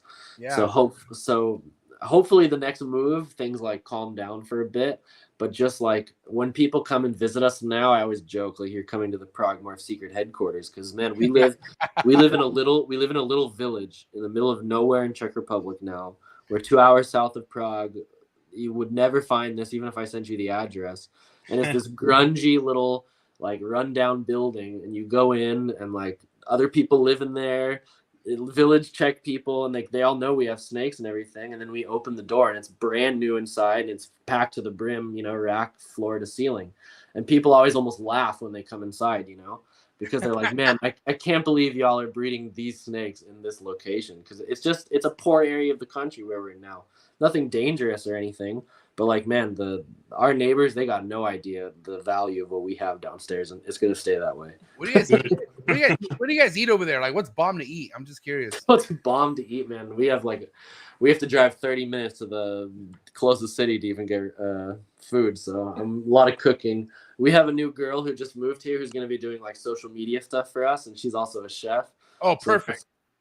I just gave them a deal. I was like, look, I'm going to cover all groceries and all food, and you guys cook. You don't have to pay for anything, and it's perfect. I'm so bad at grocery shopping that it doesn't even make it any more expensive for me, If I go spend $200 at the grocery store, we'll get like a meal and a half max out of it. If she spends $200 in the grocery store, we'll have meals prepped for a week, Yeah, that's Yo, so I got to ask, because we didn't expect to be talking to an American. Sure. But I'm going to say this, and I'm going to ask you, because I know everybody in the chat probably wants to know, and everyone watching. What's it like living in the Czech Republic, being an American? Like, what's the difference between living in America and living in Europe? Oh, man. So, like, when I was younger and I started coming to Czech Republic, I hated it here. It was just too different for me. But that was also before we had, like, roaming on our cell phones and stuff. So, like, my parents would send me here, and I would just get thrown into another world for 2 weeks where I wouldn't have any like communication or anything. The English is not so good in Czech Republic. In Prague, it's okay, but like where we live, there's nothing. So now that I speak maybe like 25% Czech, I'm good enough to like survive. I love it, but it took a lot of adapting to be here. So it's kind of a tough question to ask, because every aspect of life here is different. Okay, how about this? What do you miss the most about being back home? I miss food, man. I just miss being able to go to like good restaurants and everything. Yeah. Yep. We have good restaurants here, but the service industry sucks. Yeah. Well, that's like that here too. Our service sucks. Actually, dude, you don't even want to know how shit the service is here. You're in the States, like you go to a restaurant here, you'll walk in, half the tables will be reserved with nobody on it. You'll be like, hey, there's 3 of us, and they'll be like, nah, nothing. We got nothing. Like, do you have a reservation? They'll be like, no. And they'll be like, sorry, we're filled. Damn. No waiting list or anything, man. They're just like, fuck off. We don't even want your money. That's always the joke. The Czech people hate money. What? That's crazy. Yeah, but other than that, I love Czech Republic. I have nothing negative to say. Like, now that I speak a little bit of Czech, everybody's so inviting to us. It's a super safe country. It's cheap. We have amazing exotic animal laws. I literally, like, if I could have picked a random country on the planet to breed ball pythons in that wasn't the States, Czech Republic would have been number 2. So I kind of lucked out being here already prior to that happening. Because we just started buying snakes and we were like, fuck, we live in like the best country ever for this. Yeah. And so let's talk about the weather. Like, what are the conditions like? Like, how's the humidity? Like, overall year round? Let's talk about that. Yeah, it's cold as hell here. So we have 6 to 8 months of really cold winter. Like snow? We're talking like straight cold, like ice? Yeah, snow and ice. This will be our first winter in the village, where I'm sure that they're not going to plow roads as much as like in the city. So we might get a few snow days here. Summers are like in the high 80s with like 60-70% humidity. Nice. But like our snake place is a jungle. It's been like this in every place we're in. I run like a dehumidifier and some airflow, but other than that, yeah, it's like during the summer it's like 86, 87 degrees in the snake place. Like it really, you can really feel the heaviness in the air when you go in there. So you don't have to worry about any kind of like blackout electricity wise, like none of that. Like you don't we had it once. So the same guy that I was talking about, Martin from Bohemia Balls, he kind of like essentially owns this building, so he's our landlord. Nice. So he upgraded the breaker in that apartment especially, so it can handle more electricity. Wow. But we do not have a generator here. That's the only thing. So maybe by winter comes around, I'll have to figure that out. But he lives 10 minutes away from us, and they do have a generator, so that's like worst case scenario. But it is cold. We have the really short days in the winter, like 9 a.m. sunrise, 3 p.m. sunset. So 9 a.m. sunrise? Damn! Yeah, that's kind of brutal. And then in the summer, it's like the opposite. It's like 4 a.m. sunrise and like 10 p.m. sunset. And it gets even worse when you go like up north, to like Finland and Norway. Damn, Finland. Yeah. The European weather, gray, it rains a lot. So. I can tell you, me and MJ. MJ. Sorry? Me and MJ were talking earlier today, man. We'd love to go to the Czech Republic one day. Go to Europe and look, go. It's beautiful over there. I extend this. As long as you're not some crazy, whatever you want to call it, if you show up in Czech Republic, I'll accommodate you. I'll bring you guys down here, show you guys. We know almost everybody in Europe as well, so we can take you to other collections as well. We live 2 hours away from Prague now because we bought land. So even though we are Prague Morphs, we're not in Prague anymore. But yeah, so we have a lot of cool stuff to do down here, but it is a different world. But it does help when you get to go visit where somebody lives and like speaks the language and knows the ropes. So what you're telling me, if we make it down there and everything is scheduled ahead of time, will your chef have everything that we'll need food wise, or would I have to be at a hotel with all the restaurants nearby? What's the best case scenario here? The best case scenario is that I send a driver to pick you up at the airport and you go to Prague and you have everything accommodated for you, but then we have to come down here to see snakes. But like everything and do another podcast. Yeah, and then but all the stuff that you like partake in your life is possible here too. So you got nothing to worry about. I like that. I caught on to that. All right. Yeah. But coming from an American perspective, you don't have to worry about the European trash. Don't worry. Damn. What's the travel time to Prague or to where you're at? It's far. So like you have the best flight scenario would be like LA or Vegas or San Francisco to Frankfurt, which is like 12 hours, and then Germany, and then you have a 1 hour flight here. Oh, and then from here 2 hour drive south, but we would probably start in Prague and do that whole thing first. Cuz like down here, other than snakes, maybe like a day or so of some touristy stuff, and then the rest is in Prague. But then like going to Amsterdam for one of the shows, like Terraria Houten, it's like 45 minutes away from Amsterdam. That's always a sick trip if you've ever been out there. Little expensive, but cool place. Not the California scene that you're used to, but still kind of cool to see, I guess.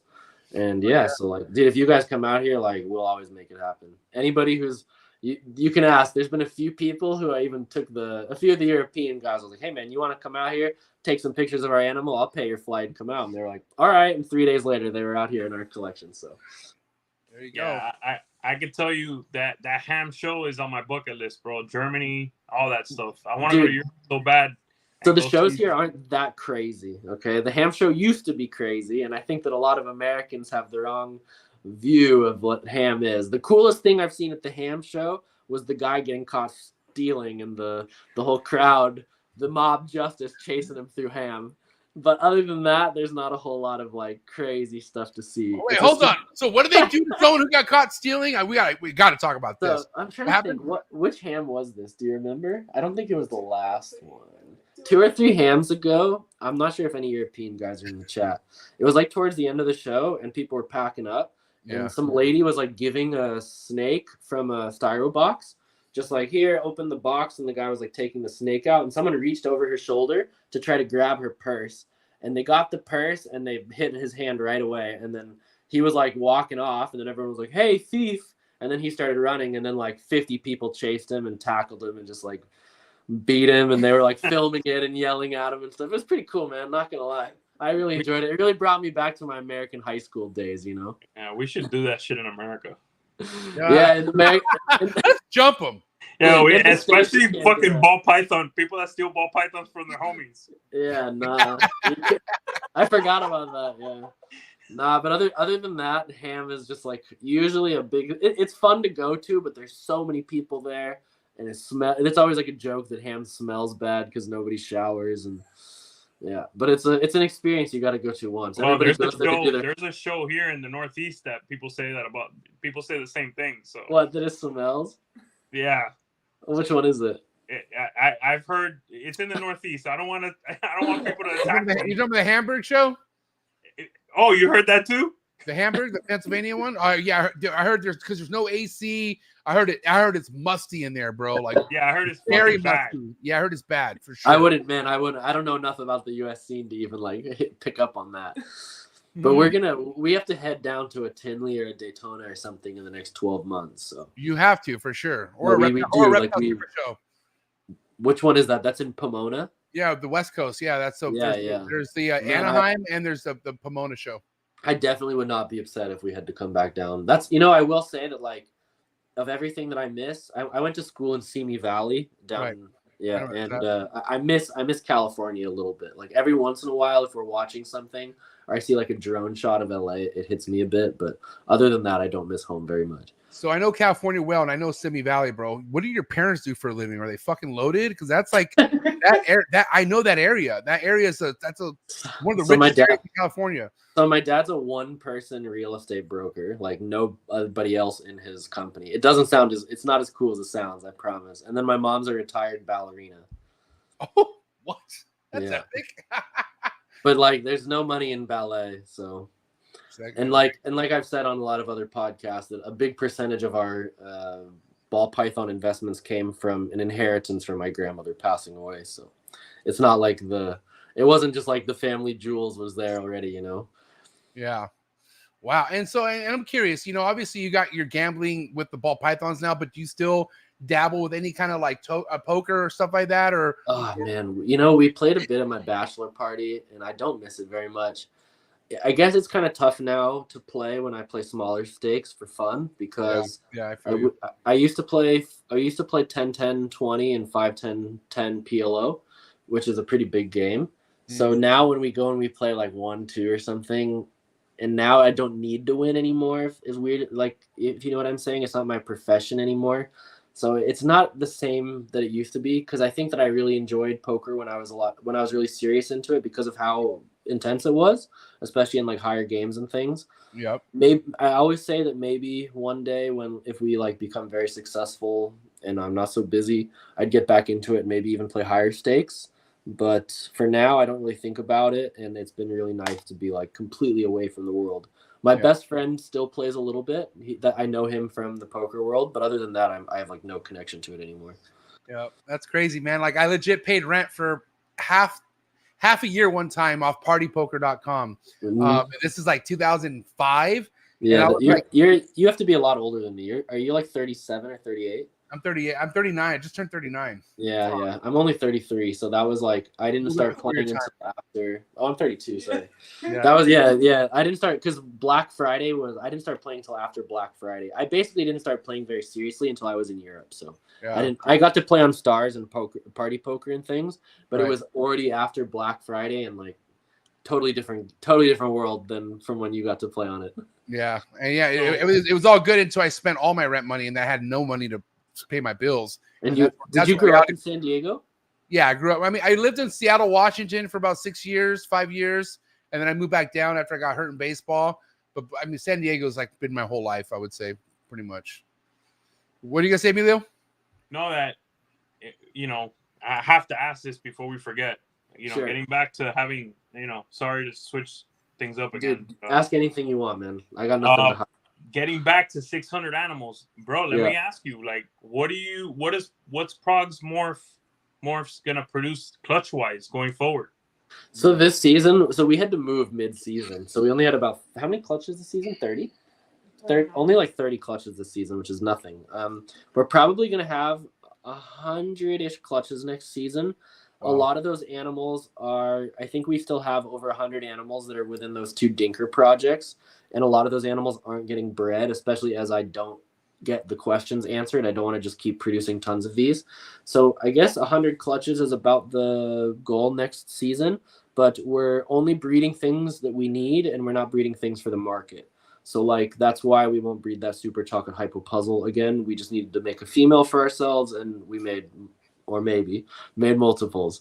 So so we're not always, sometimes there's a female that might take a year off but would still be bred the year after, so we'll see what like gets back on food so fast. But 100 clutches seems about the number for next year. Damn.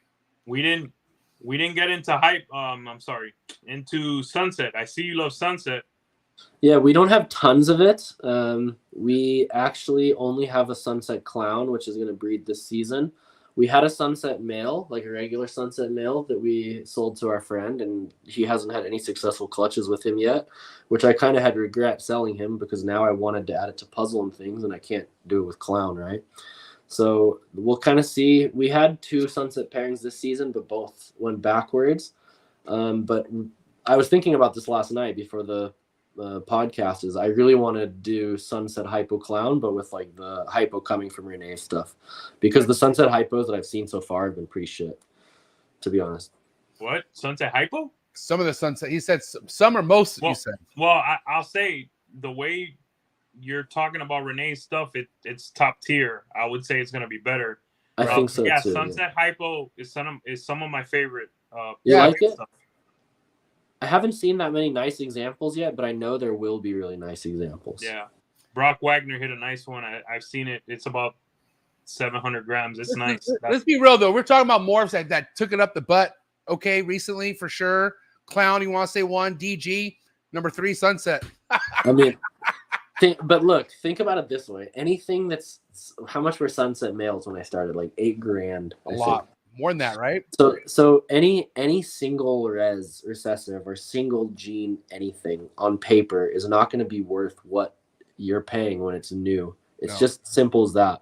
Right. If you want to go get a new dinker tomorrow and you get a dinker male, you can have a dinker clown in 2 seasons from it, right? Not even if you keep hatching males off of it. So for you to pay $10,000 for that stranger clown or whatever it was when they were big, you're still going to make your returns back if you do it correctly, but it's not worth that money. So when things start coming down and people are like freaking out that the market's changing, I mean, it's just the basic supply and demand of like, now there's enough of it that people can afford it. And it's not a bad thing. So that's how it works. Yeah. And like in the things that are going to get hit the hardest are like, now when you see DG clowns and stuff, DG clown males aren't going to have so much, are going to be useless to people, because if they don't have anything, if somebody's not sitting on an OD clown head DG in their collection, they can't make anything new with it. So those are going to be getting hit even harder than the females and stuff. So it just doesn't surprise me that much. I think it's healthy for the market even. I don't think it's necessarily a good thing that monsoons are sitting at $15,000 for 5 years in a row. You know what I mean? What I'll say about DG is that also you have some of the biggest mass, I don't want to use, fuck it. Some of the biggest mass producers producing DG combos. Yeah. I mean, what else can you say to that? The other stuff is not mass produced. The other stuff is nowhere near mass produced as much as DG stuff. We don't see it as much in Europe. There's not a lot of guys that are producing so much DG stuff in Europe. So it seems to be a bit more of like, that's why I guess why I was so surprised when you were saying it earlier.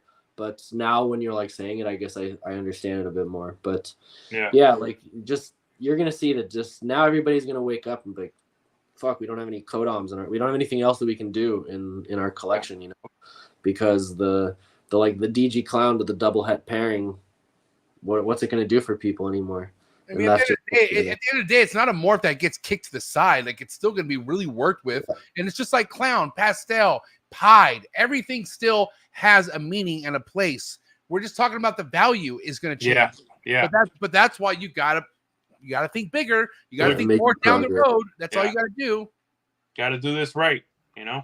Yeah. And doing it right is doing it long term. This is a long end game. Nothing short really comes in good in this game. I mean, you do get lucky. You do get like, okay, cool, I hit this, but you don't go around and sell it. Like, you know what I mean? For the most part, if you need it, you need it. You should be your own best customer for a very long time. You know what I mean? And there's not many other industries that you can make your money back in like 3 to 5 years. And I think that a lot of us get blinded by that. And like when people are complaining that stuff's going down, like, man, most traditional investments are taking 15 to 30 years for you to even realize your money back.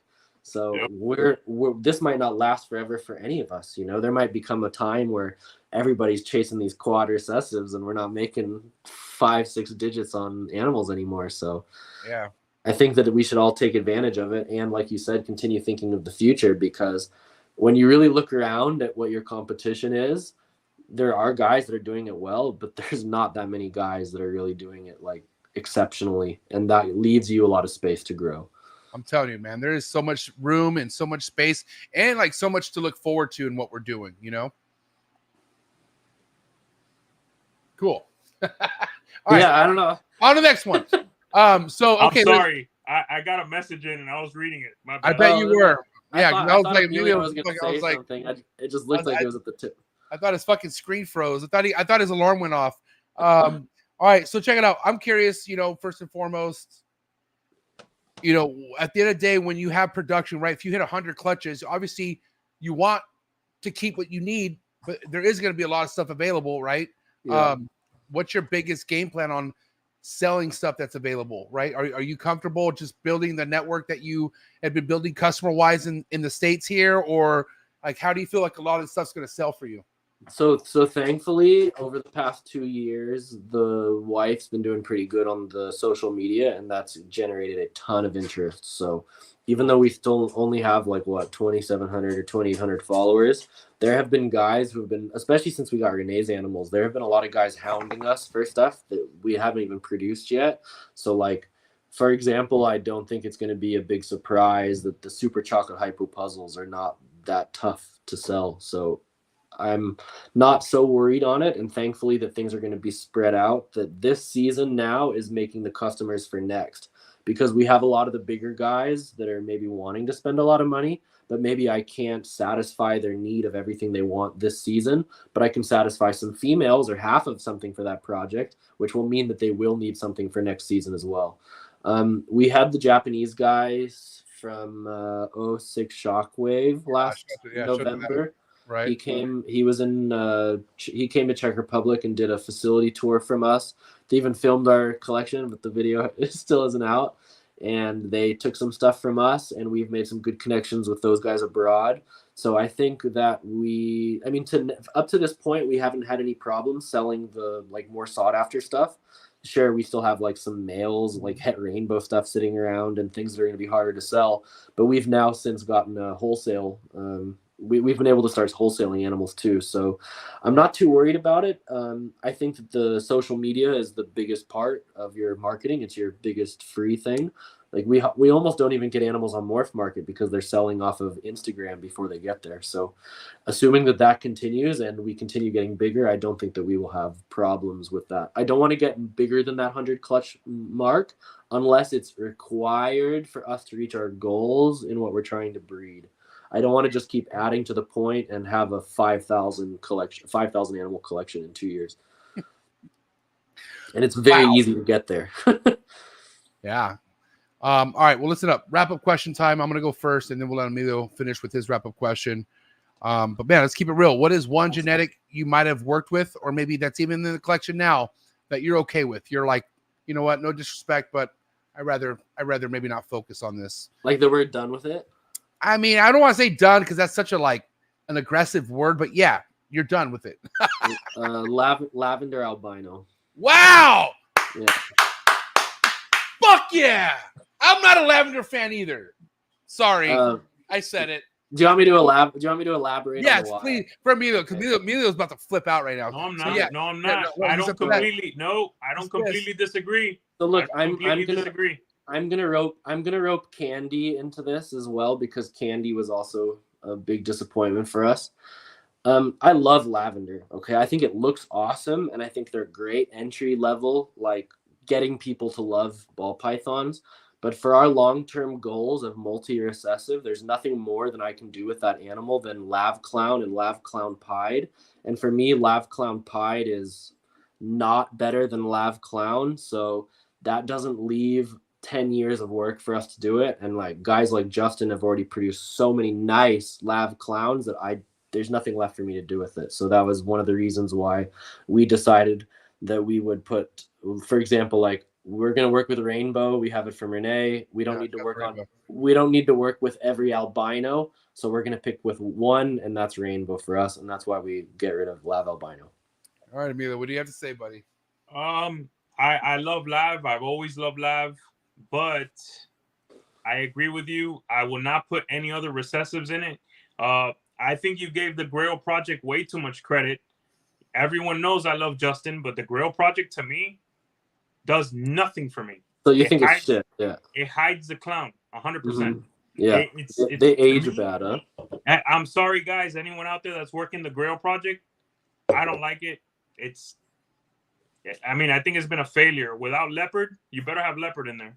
Damn, a failure. Holy shit. But that said, bro, I love me some Candino.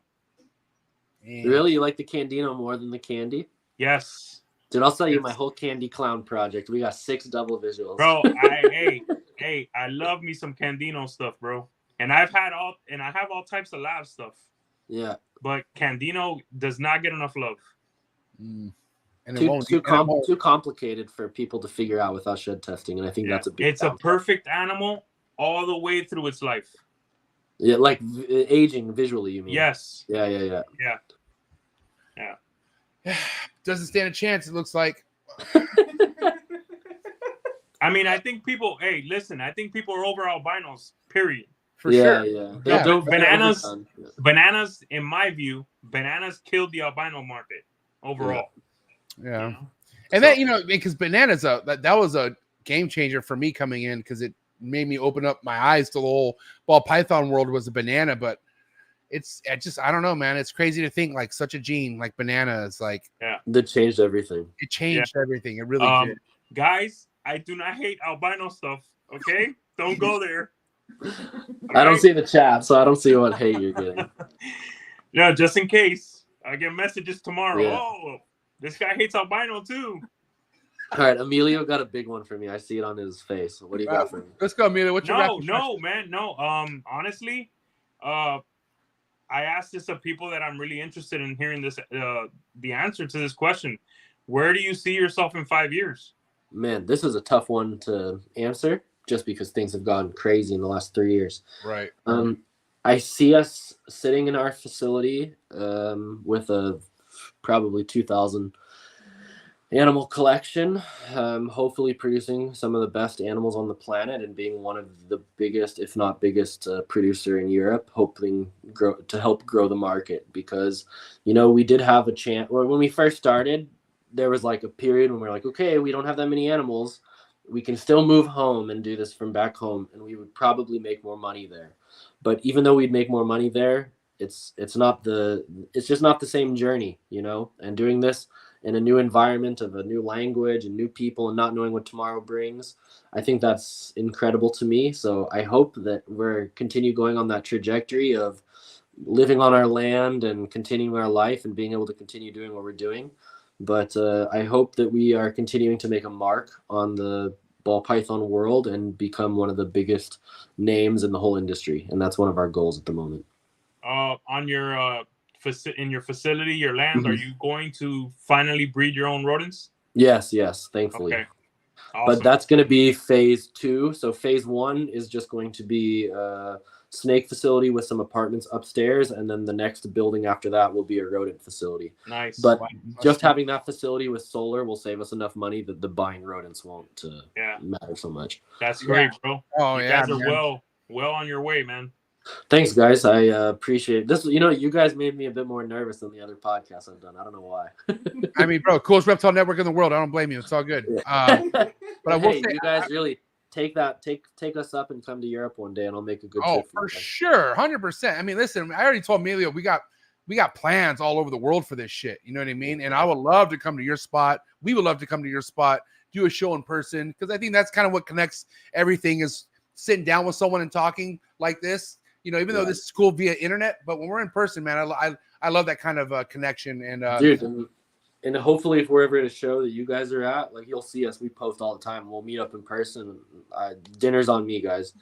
Plus, you'll come out here, and we'll show you guys more of the fun stuff to do. I'll send you a DM after this. I think you'll laugh what I'm about to show you. All right. Well, I'm up for it, man. I'm game, and I will say though, you know, as far as what your goals are, you're definitely on your way. I mean, it's kind of what brought you to this show, is the quality of animals that you're producing. I would have never thought it would only been 3 years, but at the end of the day, like, you are just starting, and the future's bright for you guys. It really is. Thanks, guys. Really appreciate it. If anybody ever wants, I always say this to people on the podcast, and a lot of people have taken it up. If anybody ever wants a video tour, I'll give you guys an hour of our time. We have a lot of animals to show you guys how we do it down here. Send us a DM. We're friendly. We're full-time. We got nothing else to do other than snakes. So, right on, man. Well, shit, what an epic episode. We do have hot seat questions for you before you leave. Okay. Just like anyone else. All right. And guys, if you were tapping in, please get the likes up. This guy deserves all the likes. This is a great episode, but get the likes up right now. Hot seat questions for Prague Morphs. Prague, you know how this goes, right? The quicker, the better. Yeah, I guess. I've seen it once, but remind me. I'm just pounding them off, or?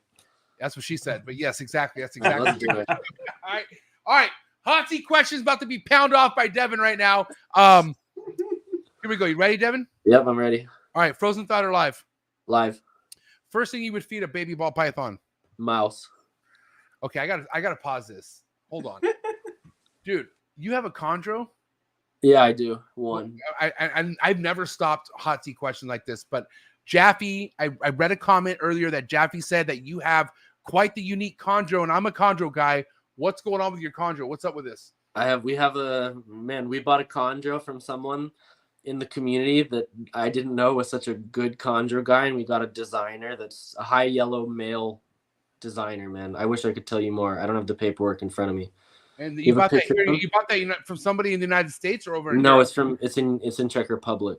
Oh wow. Okay, you need to send me that picture then. Okay.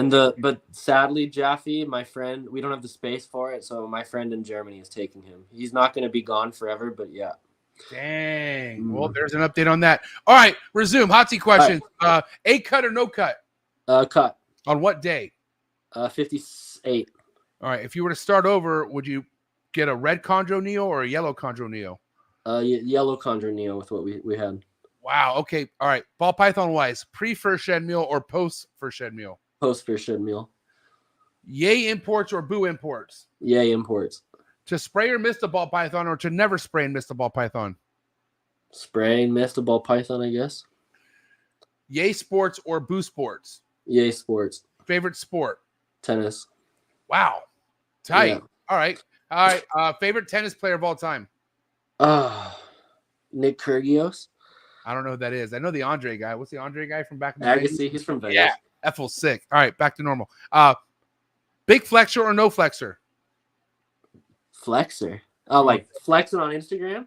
Come on, bro. Don't lie to me. Medium, big, I guess. We're big. Yeah, you're a big one. Let's go. I mean, come on. Your shit's flexing, bro. Let's be real. Steak or fish? Steak. Yay alcohol or boo alcohol? Boo alcohol. Wow. Okay. Van Halen or Sammy Hagar? Van Halen. Respect. West Coast rap or East Coast rap? West Coast rap. Favorite West Coast rapper of all time? Oh no, but he's from East Coast. It's all good. West Coast rapper Mac Dre. What?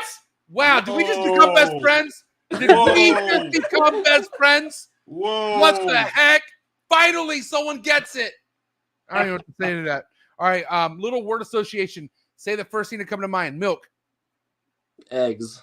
Coco. Substrate. Stuck shed. Humidity problems. FedEx shipping. Only used once. You don't really have to worry about We're in FedEx. Europe. We don't have it. Least favorite incomplete dominant. Pastel. Favorite incomplete dominant. Cosmos. Last but not least, before Emilio, first thing to come to mind. Ready? Yeah. Coolest reptile network in the world. Trap Talk. No hesitation. All right, go ahead, Emilio. All right, let's go. One's got to go. All right. All right. Cypress or redhead? Ooh, dude, got him. Got him. Cypress. Oh, wow. This Okay. Cypress. Hypo or DG? Hyper. Wow. Wow, got What? to go? Oh, to go. Sorry, to go. Sorry, DG has to go. Sorry, Okay, DG. I was Go like, back- Hypo wait, man so- said Sorry. I'm in the mode of making my So you guys Cypress- know we're hypo people. So Cypress doesn't go then, you meant to keep No, Cypress. no. Cypress goes and redhead stays. Oh, okay. okay. That was Just- Yeah, Your it's turn. a tough one. I like All both. right, if you were starting today, Yeah. I probably know this, but this is mainly for the viewers. Sure. If you were starting today, clown or puzzle? Puzzle. Yeah, I agree with that. All right, this one's pretty cool. Sunset clown or sunset puzzle? Sunset clown. Not living Because- up to Because sunset puzzles are gonna be too. For me, puzzle has a lot. Okay, puzzle. Before we go into it, puzzle brightens things and changes the colors a lot, and sunset takes that away. That's my answer. Okay, continue. damn. already.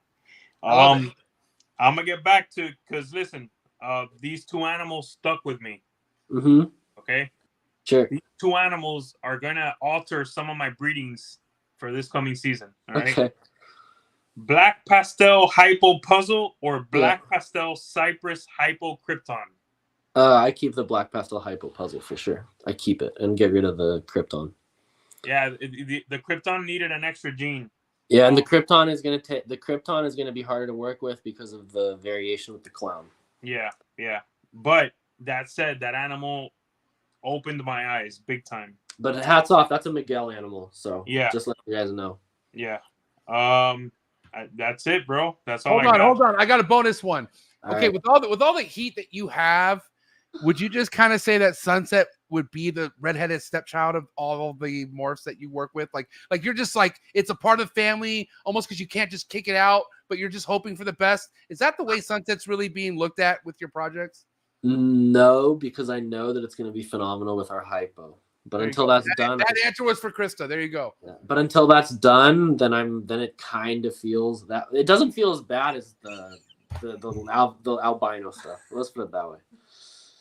But like this season, I wasn't like kicking myself that the two sunset females reabsorbed also.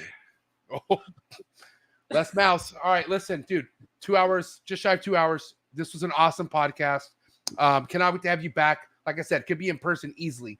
We might have to coordinate that someday. But for now, for people to be on top of all the stuff that you have going on, is Instagram the best place to follow you? Man. Always Instagram for us.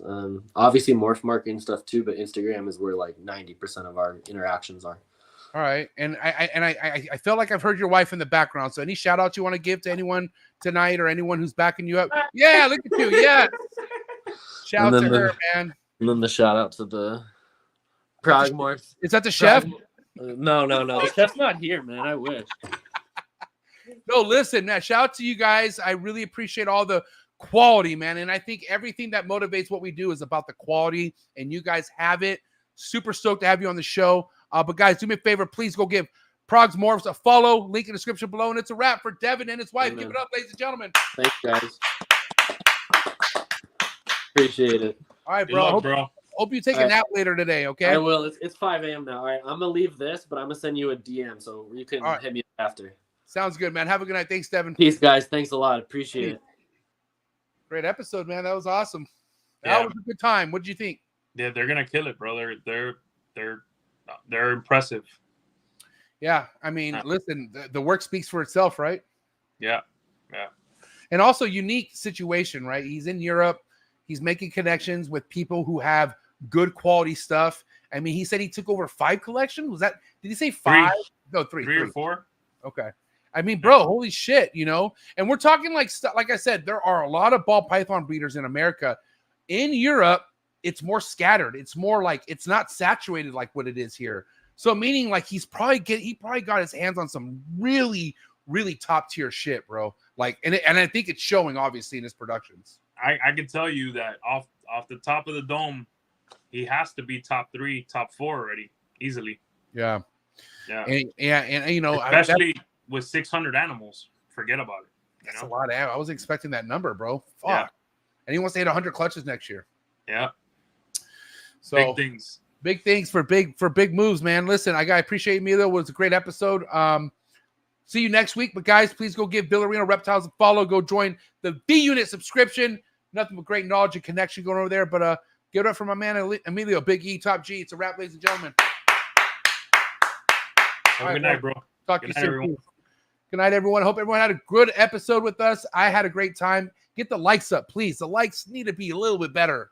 Likes should be better for this episode, right? Let's kind of connect the dots here. All right. If you enjoyed tonight's episode, not only should you hit the like button, you should definitely drop a comment in the comment section. All right. Let me know what you liked best out of what Devon said. All right. But quality is everything. And that was displayed on tonight's episode. All right. So thank you so much, Prague Morphs. Thank to anyone who tapped in for the first time. If this is your first time hanging out, if you want exclusive content, join the Trap Talk Patreon family. And don't forget, tomorrow, Tuesday, All in the Tree Tuesdays. All right, Trap Talk is 7 days a week, may I add. Don't forget. That's why it's the coolest reptile network in the world, for one of many reasons. But the only reptile podcast network out there that's 7 days a week, bringing nothing but consistent, relevant reptile content. All right, so thank you so much for all the love and support. I'll catch you guys on tomorrow night's All in the Tree Tuesday, but it's a wrap. Episode 533 in the books. Have a good night, and I'm out.